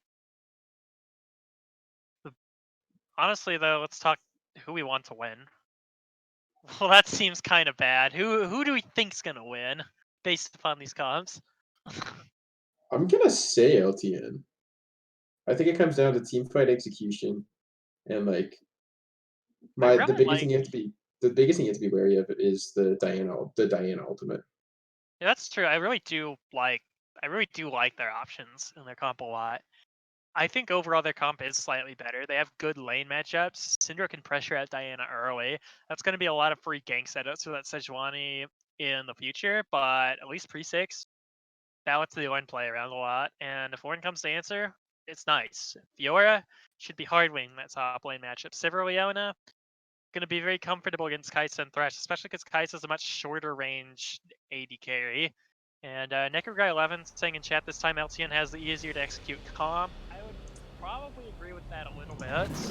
Because you kind of need Diana flanks to make a team fight happen, and they just have more options. So it's like, I always look at which comp could perhaps be better when everyone plays Brain Dead.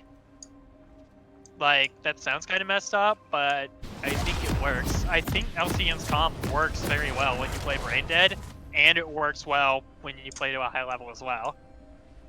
So... shit. Pause at 15. I completely missed 10. Dude, I'm positive 15, don't worry.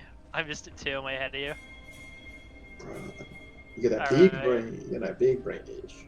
Your big brain, alright. Everyone better. Everyone positive 15. Yeah. Alrighty, 3, 2, 1, go. Let's get it. Let's get it. All right, game 2 of the semifinals. Yo, which pizza is that? Which pizza does Sivir have? Is that the Hawaiian pizza? Dude, Zoom in I on that could. pizza. That's Hawaiian. That's a Dude, Hawaiian pizza. Let's go, baby. Let's go. That's the Hawaiian. Pizza delivery Sivir delivering a Hawaiian pizza straight to the Red Boys. Let's go. Dude, I could go for Hawaiian pizza. That's what I want. Hashtag analysis, we in there.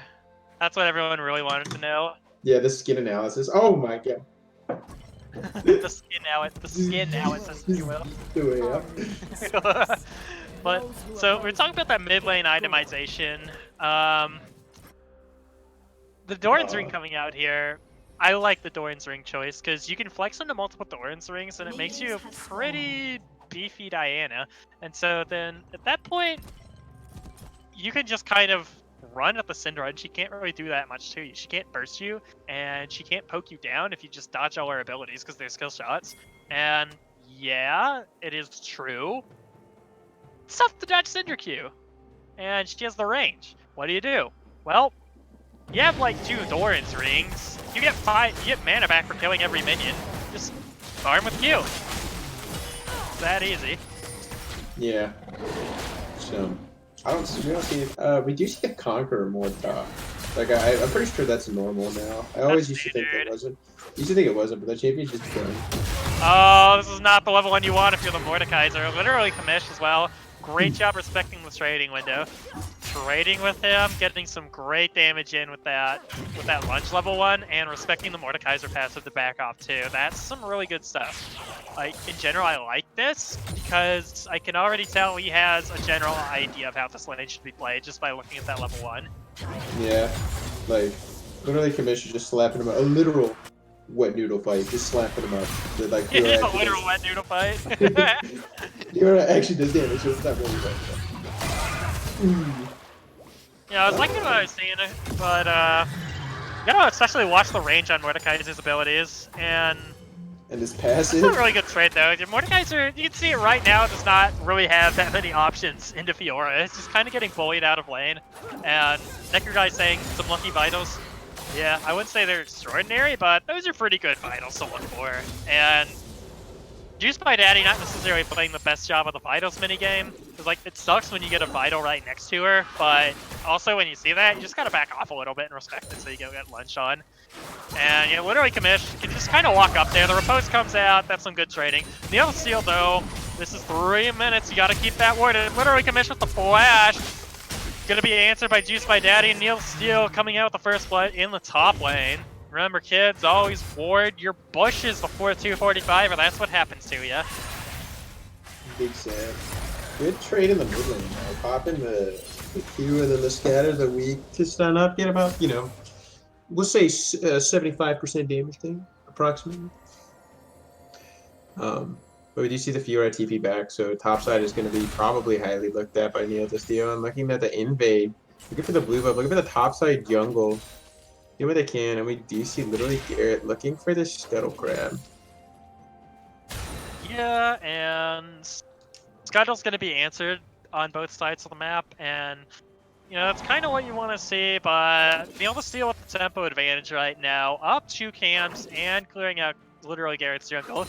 And the question at this level of play is, do junglers realize they're getting invaded or not without wards on their side of the map?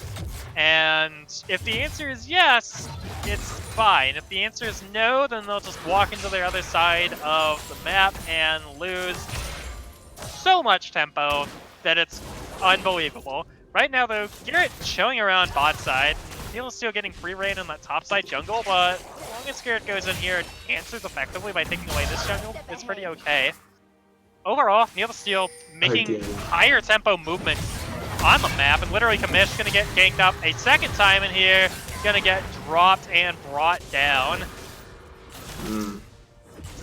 Yeah, and I think this comes a little bit with the pressure that's created, and the recognition that, hey, I'm gonna get bullied.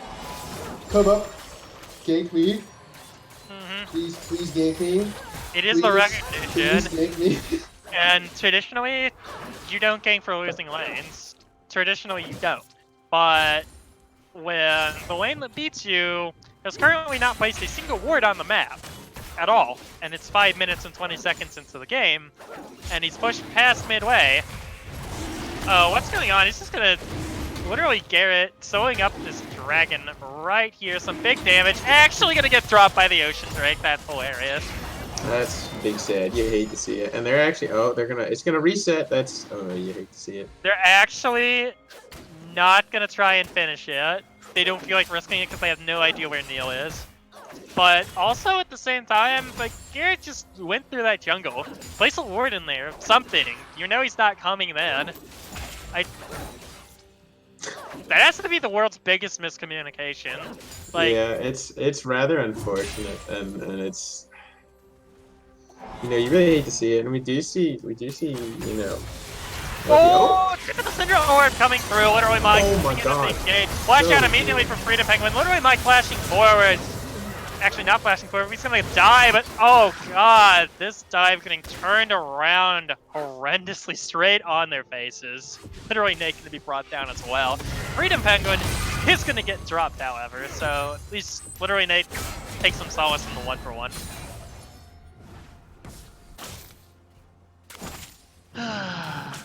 This is, we're experiencing something.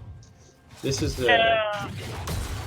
It was a very aggressive thought from me. I do like the initial roam to try and get that pressure and try and get them out, but the moment you started getting under tower, you started to realize at that point, oh, into the shadow roam. So That's such a massive Mordekaiser shield. And Juice by Daddy looking to go in again. That ult actually getting the takedown. Not going to be able to finish all proximal grand challenge, that healing passive. So Juice by Daddy with that massive Mordekaiser shield actually able to survive.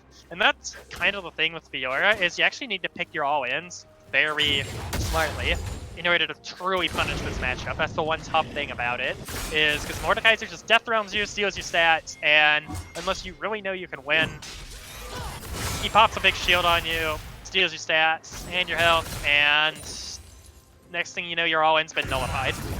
It's a rough thing to play around, but with a little bit of foresight, you too can do it, because Fiora has a great time in general in this matchup. I want to see some more pressure coming out in general. I feel like you can push that further. the Ornn looking by side. Oh, Yep. just out of range for Zenith Blade. Yep, and looking at this jungle matchup though, Neil to Steel, this is a massive tempo advantage coming out. 58 CS currently, and it's 8 minutes into the game. This, you know, this might be a, what is it, a Lunar Horizon? Is that what it's called? Dawn, whatever the freaking, I don't know what it is. It's like where you double CS, whatever that phrase is. Flame Horizon. Yeah. I don't know why I said Lunar. Maybe I'm thinking Overwatch. Big dumb. Or maybe you think of Diana, and just a wrong ability name. Maybe I'm just bad. Yeah, Yeah. we tried getting good. It is Lunar Eclipse, so Fair. We do see the early Bramble coming out from the Mordekaiser, which I didn't really Bramble think the about heavy baby. Yeah, I didn't like really- it. I didn't think about Bramble as an item instead of Morello, but like yeah, Bramble is much better. Like Bramble is is a very good alternative option to that early. Yeah, and right now, Neil Steel, while the talking just been taking over this game, getting that Rift Herald solo down, 66 CS, 9 minutes. Tempo advantage, gold advantage, pressure advantage, Rift Herald advantage, objective advantage, you name it, he's got it. Neil Steel has basically taken over this game right now with the pathing. You know, some very good punishes onto the matchup in the top lane, literally commish. This is not where I want to see him visiting all the time because it is still a losing matchup and Juice by Daddy has none of the kills. So Neil Steel needs to take these kills that he has, take this Rift Herald, go mid, go bot, do something with it. Play into a lane that you stand a better chance of winning the 2v2 in because the Sejuani has the kills, not the Mordekaiser, so you don't have to play around any lane in particular when you're the one who's fed. You pick the one that's the best on paper, regardless of gold. Agreed. And I think part of that comes down to really where do you want to funnel your resources. But Diana is doing pretty well for herself, actually, and the Kaisa isn't doing poor considering you're playing into a Sivir. I mean, you're about 20 CS down, but like, regardless. And now you're seeing Kamish having some trading troubles here. Once Mordekaiser picks up that Bramble Vest, it's right up the trade into the wave. Flash coming out from literally Kamish. That's a massive Mordekaiser shield. And this is gonna bonk him down. The solo kill comes out, produced by Daddy. Get bonked.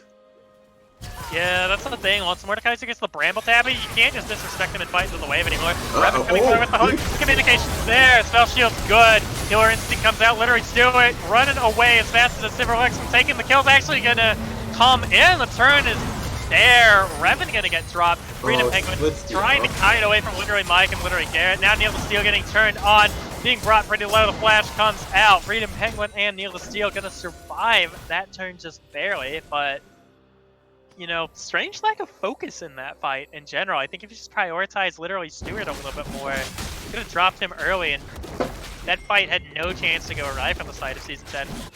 Yeah, I think it was just, like the initial communication at the start of it was very good. The flash play from That was Revan great. was incredible. That was textbook. Flash forward from literally Nate. Oh, what a great flash from Freedom Penguin. Unleashed Power comes out though, and well, good luck playing against Cinder Balls. Freedom Penguin gets absolutely dropped. That's the power of Electrocute Cinder, boys. That's why you don't take Glacial Augment. I love good old-fashioned press R to win. It's kind of like Karthus. Yeah. I think it's hard to Say card you this, like the baby. old-fashioned balls to the face. Yeah, but literally Kamish can't be trading in those waves, buddy. Juiced by Daddy is now in command of this matchup. Yep, getting bonked down up there. And yeah, the skewer is extremely low. The Executioner's Calling is a nice adaptation. I like it. Now 2 levels down, and that's unfortunate. Yeah. Exclamation point, yo. Yeah, playing on tilt at this point, I'd assume, because that's just kind of I don't know. This is like the where you really don't want to be if you are. Yeah. It's like you had really strong early game, and now you're 0-4, and like you really. You're not going to be a hard carry, but you need to be able to front line and provide that like extension, the extension of fights. Yeah, the flanking and split voice prowess has got to be there. And it's looking a little rough now because it's a good matchup for the Fiora, and the Mordekaiser's absolutely able to answer this.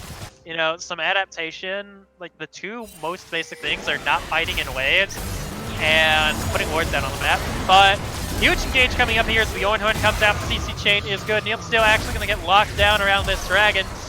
Mudkip's forced to flash out. Literal team name is here to try and set this one up. Balls of Fury is going to stun up Mudkips, but there's not follow-up yet. And here we are. Back to all but we're looking at this fight bot lane. Yeah. Like, kind of like talking about that pretty quickly. It was like it was a really effective fight, and then we do see the Rift Hero dropped right at the very end by Neil the Steel, which is great to get it off and get like even if it's just one charge. Like it's pretty low, but if you can get just one charge off, it's something is better than nothing. So maximizing the utility.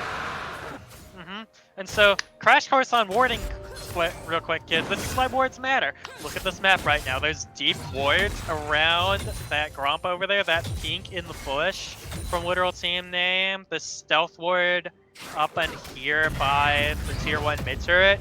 Textbook for setting that play up because they have the wards to know that Neil the Steel is isolated, and you don't normally go on the tank. That's bad fundamentals, but they have the warning pressure to set up that play. And if they didn't, that'd be the wrong call. So, board kids. That's all I got for you.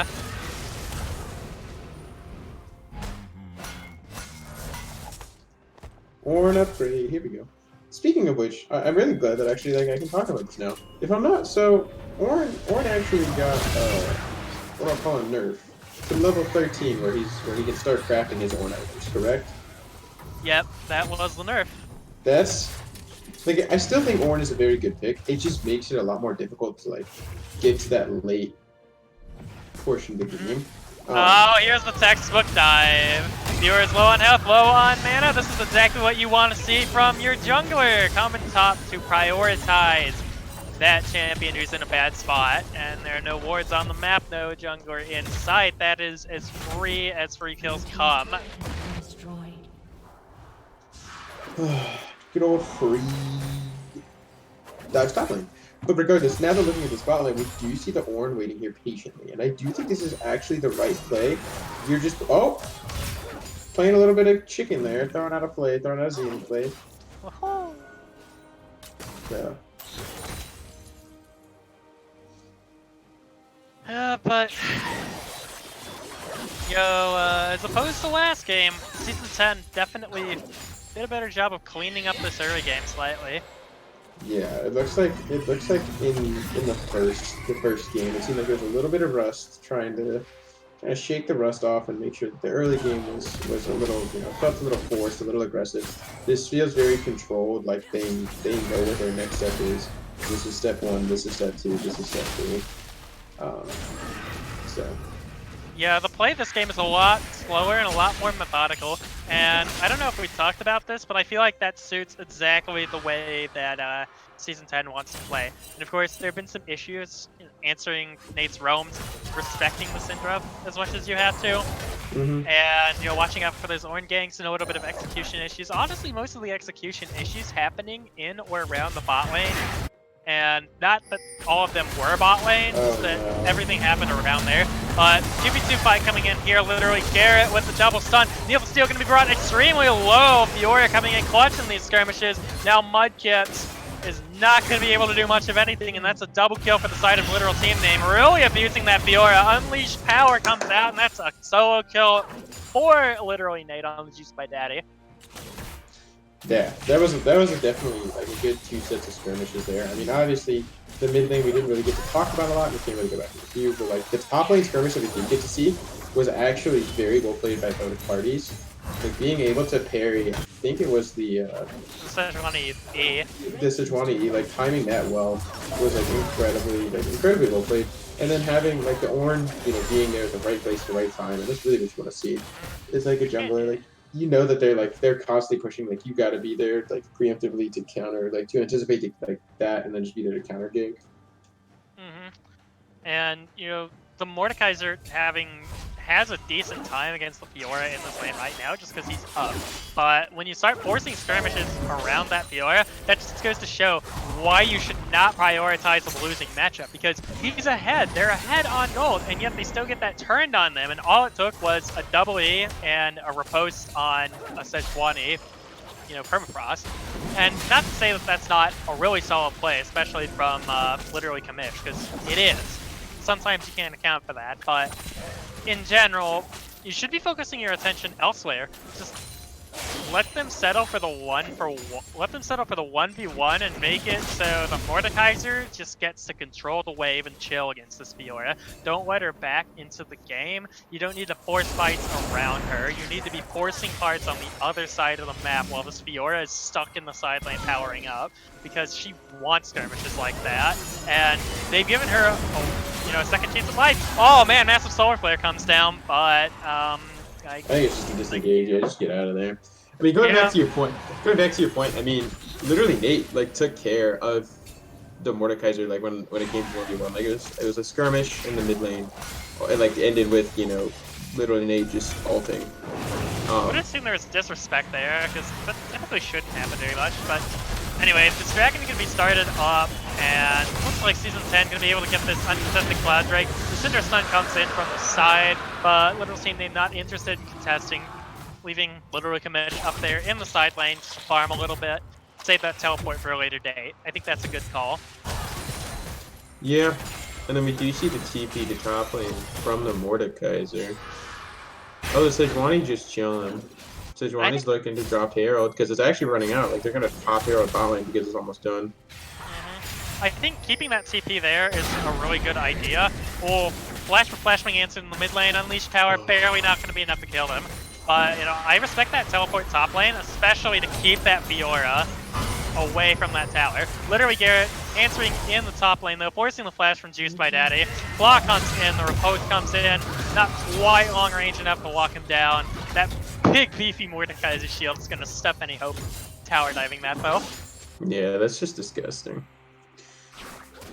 Oh my god, Mordekaiser's so tanky. He has Leandries, Bramble, Tabby, and then D-Shield. Disgusting.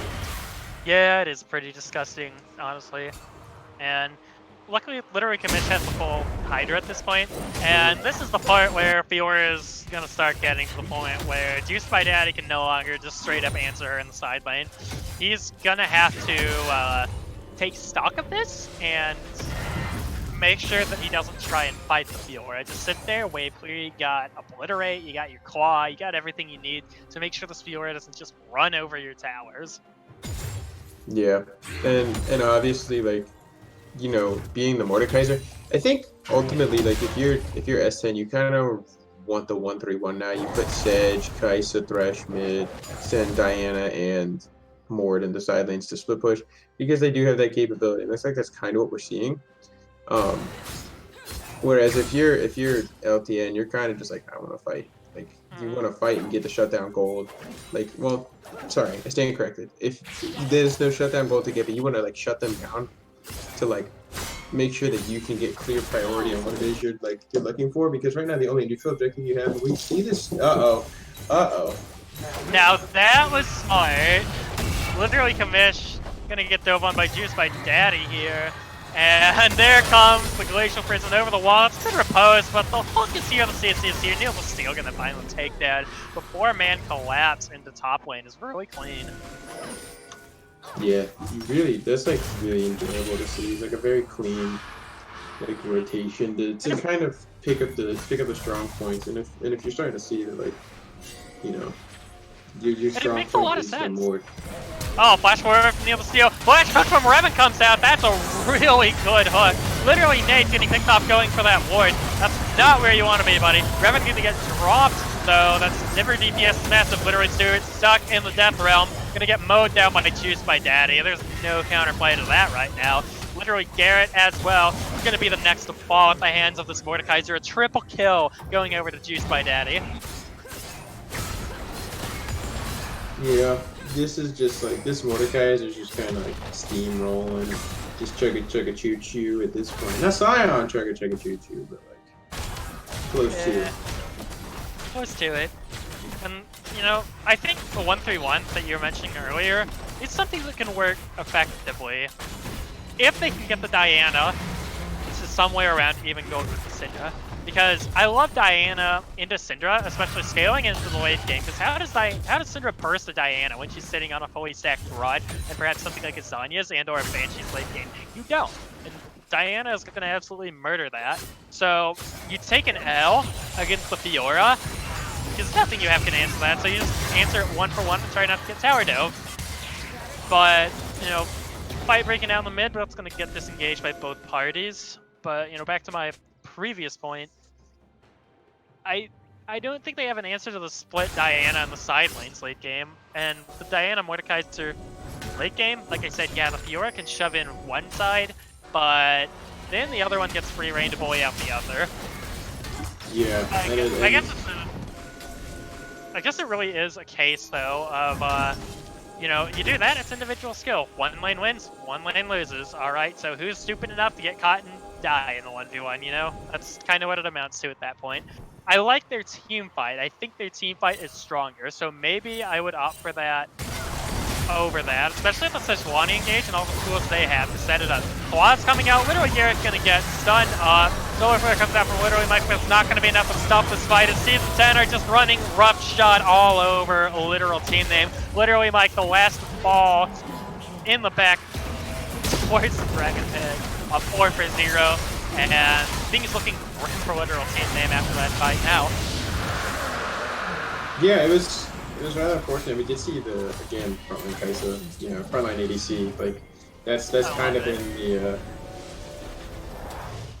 Dude, we're back to Reaver on Kai'Sa. I absolutely love it. Oh, with fast CDR, Reaver with fast CDR and Kai'Sa. Wait, that makes so much sense now, especially because they like alternated between the W and Q, and made both of those abilities a little more fleshed out. So. For Reaper Nash's scoop though, that actually makes a whole lot of sense on that champion. I really like that. You're like, I'm gonna go try it after this. Yeah, same.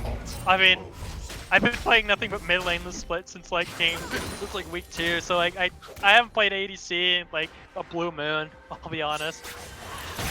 But Ooh. Good look there from Red and the lead in. I don't know. I'll never get it right. But like, that was a really good. Yeah, that's really what you want. Setting this place up around bushes and around vision is exactly what you want to see. Extending into the jungle, getting that vision.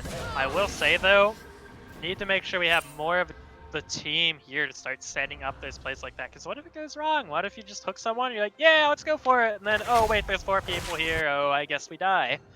You know? Oh, you mean this? You mean the story of my life? Yeah, it is the story of your life. But if that is the story of your life, maybe you just get better. Ooh, get good. The good old comment. Just get good. Just get good. Look at the map, forehead. Yeah. Speaking of looking at the map, we are, like we were talking about last game, the thing that we did see with the encroachment of vision. Obviously, all of the tier 1s are down, and we're starting to see that slow vision actually. Oh, here we go. Another fight breaks out. Literally, Mike gonna get dropped. He's the first to fall on the front line. Horn comes out. Literally, Garrett gonna get dropped as penalty for his disengage. Literally, Nate flashing out. Now, Juiced by Daddy's in the death realm. Shutdown is going to come out as the Unleashed Power absolutely blows him up. Neil Steel is running down literally Stewart on the back line. That's a beefy boy Sejuani. What do you even do against that? The answer is nothing. You don't do anything. That's a 2-for-1 for the side of Season 10.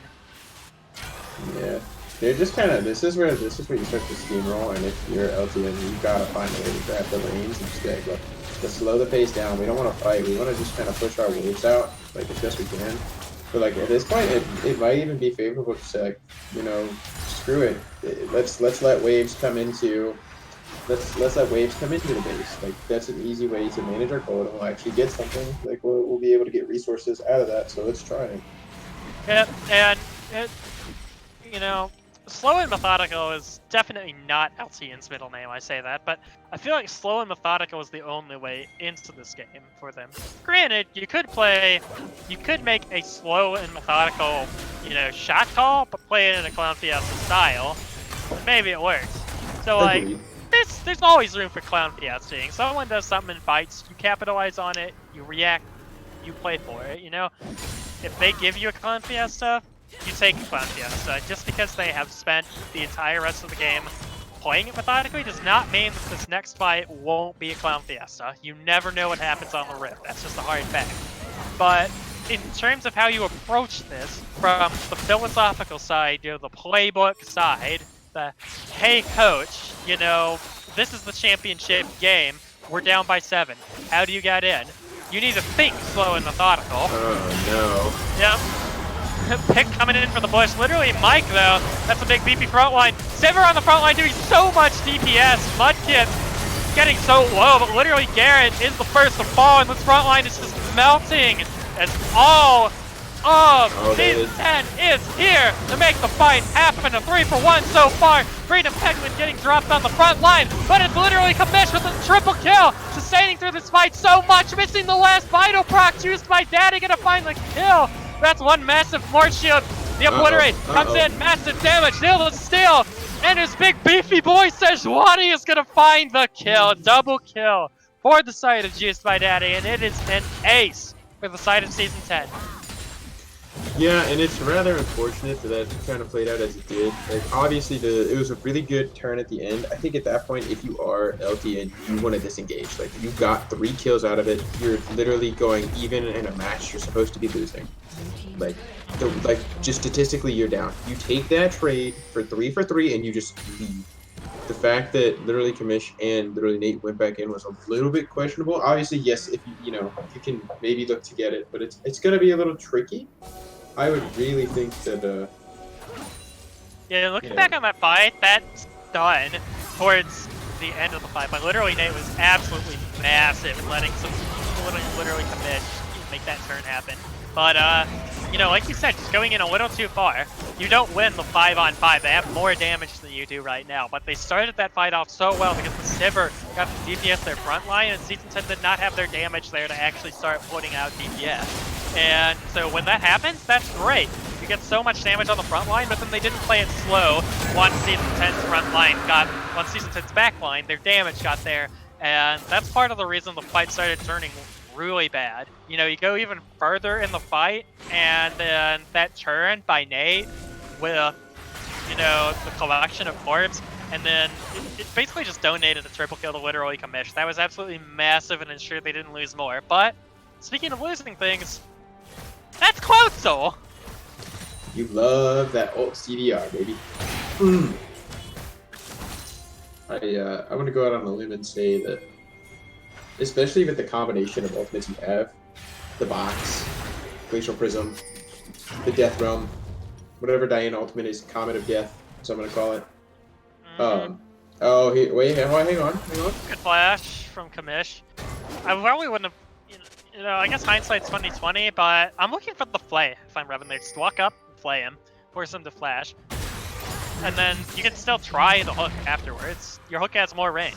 You have the Mobies, he can't out movement speed you. You can run him down, pop the play, and then you get to throw the hook afterwards. Which granted, Kamish can just repose, but I think he was trying to react to, you know, I don't know, maybe he didn't have repose up, I don't know. Either way, it doesn't matter. I'd like to see the play there first. Just minor mechanical things you can look for. Yeah, I think, and to that point, like Thresh players, a lot of Thresh players, including myself, like to look for that, you know, max range style, you know, It looks cool. mad life hook.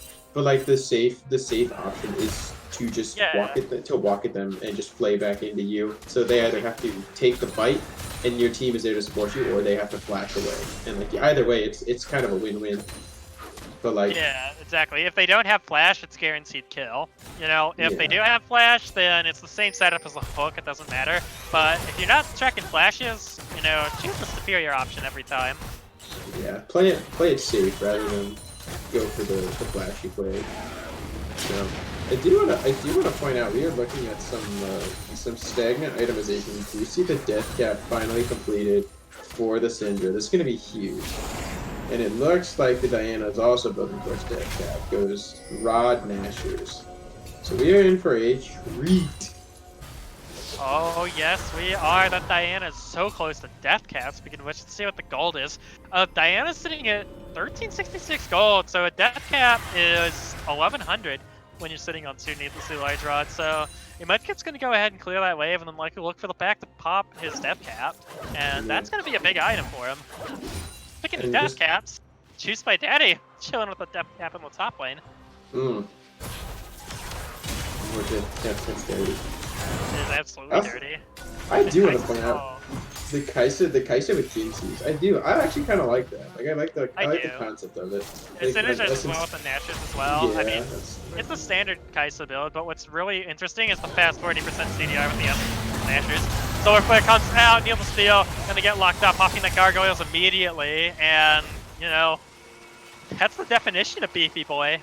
That's an Ornal, that's Leona, that's a lot of things popped, and straight into the gargoyles.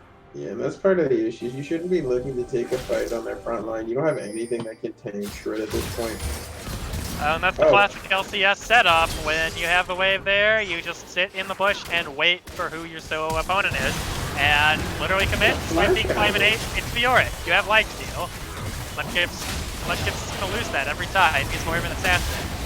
And this is a free Baron setup though. And yeah, now the smite's going to be massive. The Cinder disengage is really good, but is it going to be enough? Glacial Prism comes out, barely going to miss the mark on the hearts. You see literally Garrett running his Orin legs as fast as he can. Solar Flare comes in, but the hook is going to land. Literally Mike so low. Heals popped by literally Stewart. Literally Garrett running away. Watts again assassins Orin legs and take him. Hook from Revan goes wide. Literally Nate looking for damage. This is some big damage on the Freedom Penguin. Freedom Penguin going under the tower. The flash going to dodge Leona. See it is played. Gonna get taken down by literally Stewart in the end, but not before he trades 2 kills. Diana, Mudkip's gonna find the kill on the literary commission. The bot lane as the tower dive commences in the mid lane. It's a double kill for Revan as literally Stewart gets mowed down by the front line. Whew. A 4 for 1. Or 4 for 2. That's just crazy. Absolutely crazy. I love watching it, dude. It's absolutely crazy. Just watching Freedom Penguin Freedom Penguin's trying to put up highlight reels, that's all it's saying. It's kind of working. Uh-oh. Diving the horn. Nice Oh, one, and stop. ooh. Yeah, very good on the brittle there. What? No, Baron buff coming out here. Inhibitor 1 getting dropped. That's the Cloud Soul. Elder Drake gonna spawn about 38 seconds. Inhibitor 2 gonna get dropped. Once again, we're looking at a scenario from last game, except it's even more dire. They're up 11k gold instead of 10k. Elder Drake's coming up soon. This is almost guaranteed to be a free Elder Drake. They've taken 2 inhibs. They have a Baron buff on them already. This is... You thought last game was into the line for LTN. This is into the line for LTN. But I will say, you have the Sivir, Syndra, you have a Fiora, who have way more late game options than they did last game. If they can just stop... If they can just find one mistake that S10 makes, have one miracle team fight, one perfect team fight. I see Death Bush. I asked for perfect team fight, we get Death Bush. Literal team name, keeping the face checking alive, gonna get absolutely annihilated. A clean ace, a triple kill for Juice by Daddy. Well, it looks like that's the game, boys. That's just that's that was a really good pull. Mordecai's just clean, but you can't do that. You just can't do that. You just can't. You really can't. And that's gonna be the 2-0. And Season 10 I Hardly Ever gonna go ahead and close out the series and head on to the finals. They are on their way. GG's to both LTN and to S10. Yeah, very entertaining series to watch, not gonna lie. But now, guess it's time for Series MVP. Series MVP. That's kind of a tough one. Because Neil the Steel had a super insane game 2, but also had a mediocre game 1. Yeah. Juiced by Daddy had an insane game 2. Clearly a fair insane game 2. But some of it was perpetrated by Neil coming up and helping his lane.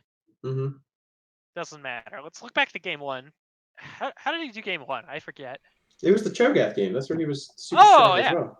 Oh, you looking at that, I feel like Juiced by Daddy's got to be MVP then. He's the only one on the roster who had 2 very almost stellar games. I would like to throw Revan's name in the hat.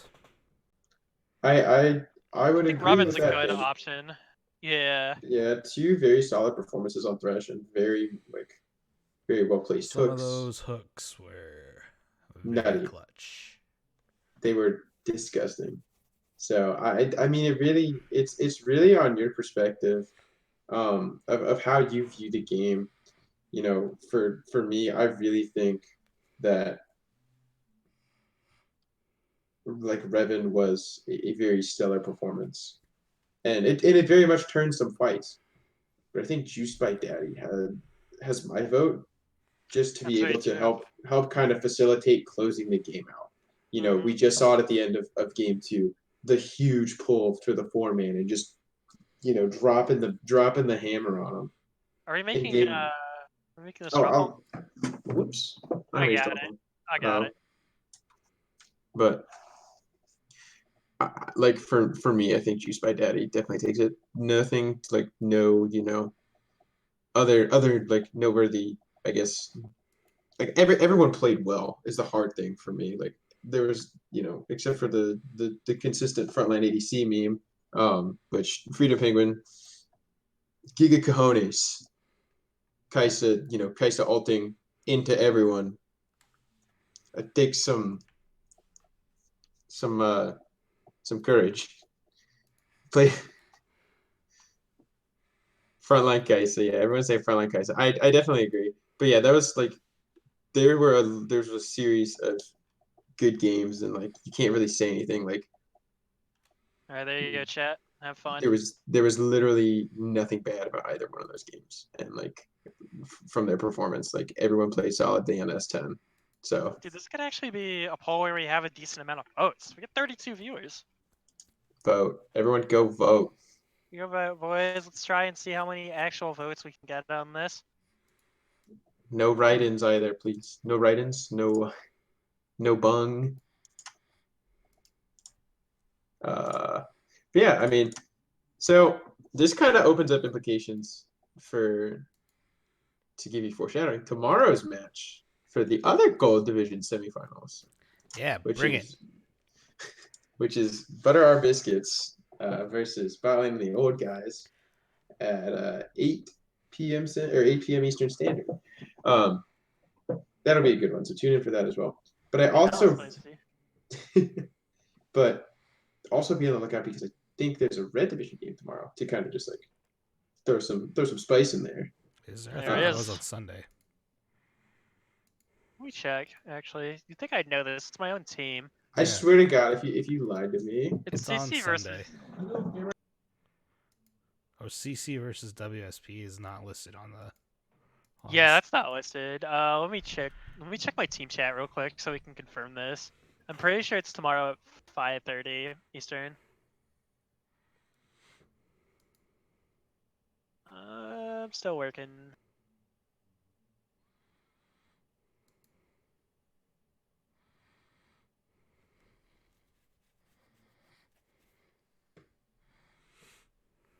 Saturday at 5:30 p.m. Eastern. That's confirmed. All right. Well, you have a doubleheader tomorrow then, starting at 5:30. The Krusty Crustaceans versus the Washed Up Space Police, and then your nightcap Blog versus Bob.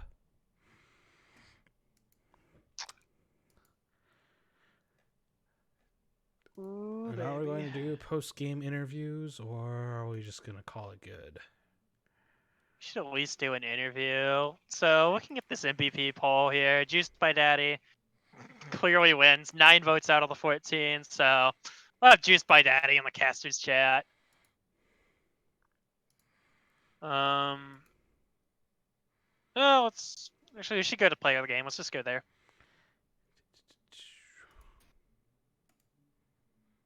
Yo, what's up? What's up? Welcome. So, congratulations, guys, to a very well played series. Thank you. Questions.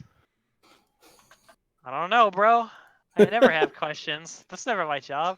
You're I have to trolling come up me. with questions now. I'm not trolling you, bro. I'm just giving you hard facts. All right. So, so I guess question for season 10. What was your game plan heading into this series? I mean, if you feel like divulging some stuff about Secrets, trade information. secrets. Yeah, you trade secrets, and how much of that would you say helped you, in effect, win? Like, what went as planned and what didn't? Well, I hope John doesn't mind me saying it. Oh. Him and I went into custom matches and had me practice playing against Set a lot because we know Sebastian plays Set, and it was something like we're muted myself instead of turning my mic up. Instead of banning it, letting him play it and then being able to pick something I'd be comfortable against it. So like we did that earlier this week. We spent like a couple hours just playing custom matches, doing I that. guess to piggyback on that, just watching the other team's quarterfinal matches because we saw him play the set in quarterfinals. We also knew that Garrett could play it, so that's why in the first game you didn't see us pick a top lane right away, because we wanted to make sure that we got a matchup that we wanted in top lane before committing to a set counter of some kind. And just overall, just making sure that we watched the quarterfinal matches and just kept an eye on like what people had been playing and like especially with their jungle change coming in, making sure that we knew what to expect from that. Both in now having Mike as a support and Garrett as a jungler. Yeah, and just going on basically getting counters for our strong points of our team. And we knew that this game, I already know that I'm not as good as Nate, so it wasn't as important for me to get a counter pick. But we got it where we needed to, and it ended up working out. And that strategy definitely paid dividends. I mean, I don't think anyone's gonna argue against that. But so I guess flipping it over to the LTN side now. So I'll be honest. Do you have to name your one biggest misgiving that you Mhm. have about the series? What would it be? Like one mistake we made. Just whatever happened in game that just really was something that you regret or something. So it could be a mistake, or it could just be the way something I played feel out. like just like game one. I think the biggest thing that I think I regret is the fact that like there's like maybe one play personally. I think in the mid game, when I was still like really ahead. There's one time I was like waiting for my Q to come off cooldown and dash back in, and if I would have gotten the Q off, it would have like coasted through like 3 people. Everybody was just solo, blinking health bars. Would have probably got the kill because I almost got the kill with just my W and R. And like I think I either just barely mistimed it so that it didn't like instantly Q, so I had to like dip out immediately, or I got silenced. Either way, I wasn't able to get the kills off, and I think that was like a big turning point in that game. And then generally overall, I think the big issues that we had game one was just we were not rotating as quickly as we needed to be, so we ended up having a lot of really strong engages, but just like either 1 or 2 members just kind of slowed the play. And I think that was probably what sank us that game. I think the second game was just kind of like unfortunate. Like Neil did a good job of just punishing top lane a lot and got too far behind. And we tried to make some stuff happen bot and ended up just being trades rather than just like hard advantages, and ended up in kind of just like a negative position across the map, and we tried to stall as much as we could, but you know, can give so much until the game's just over.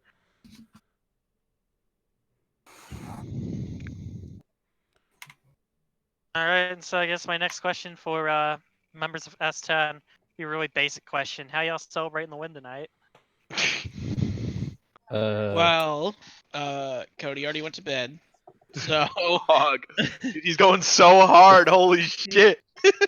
I have rum and Sunkissed currently. That's what I'm Ooh, talking yes, about. let's go. I've had rum and Celebrated Sunkissed. MVP, rum and Sunkissed. That's what we like to see. My usual post-interview question was, this scenario, you're at the bar and you're getting a victory drink. What's your drink of choice? I think you just answered that one. So No, it's not my victory drink. This is this is cheap. That's cheap. All right, let's go. It's your quarantine coronavirus had drink. me like. Yeah, my quarantine drink. It's gonna keep my It's like, wait, this is all the alcohol I have in the house, and like I need something to mix it with. This is all the drink I have in the house. My plan was take a shot every time I die, but I popped off, so I had to take a shot every time I killed someone. Oh God. That's how that kids is how S10's top laner got admitted to the hospital. All right. On that note, thank you everyone for coming out, for staying late into the night. Currently 12:37 EST. Seems. Classic. And congratulations both teams to a hard fought and well played series. And on behalf of the PMA LCS, it's been great having y'all here tonight, and we will see all you guys next time. Tomorrow. 2 games coming out tomorrow. First one, 4:30 is 5:30 Eastern. Kedley Crustaceans versus Washed Up Space Police. And the next one is at, I believe, 8 p.m. Eastern. Yep. Butter Our Biscuits versus Botman and the Old Guys. So we'll have a doubleheader for you tomorrow, as Panda mentioned earlier, and it's going to be litty. So see you guys next time. Peace.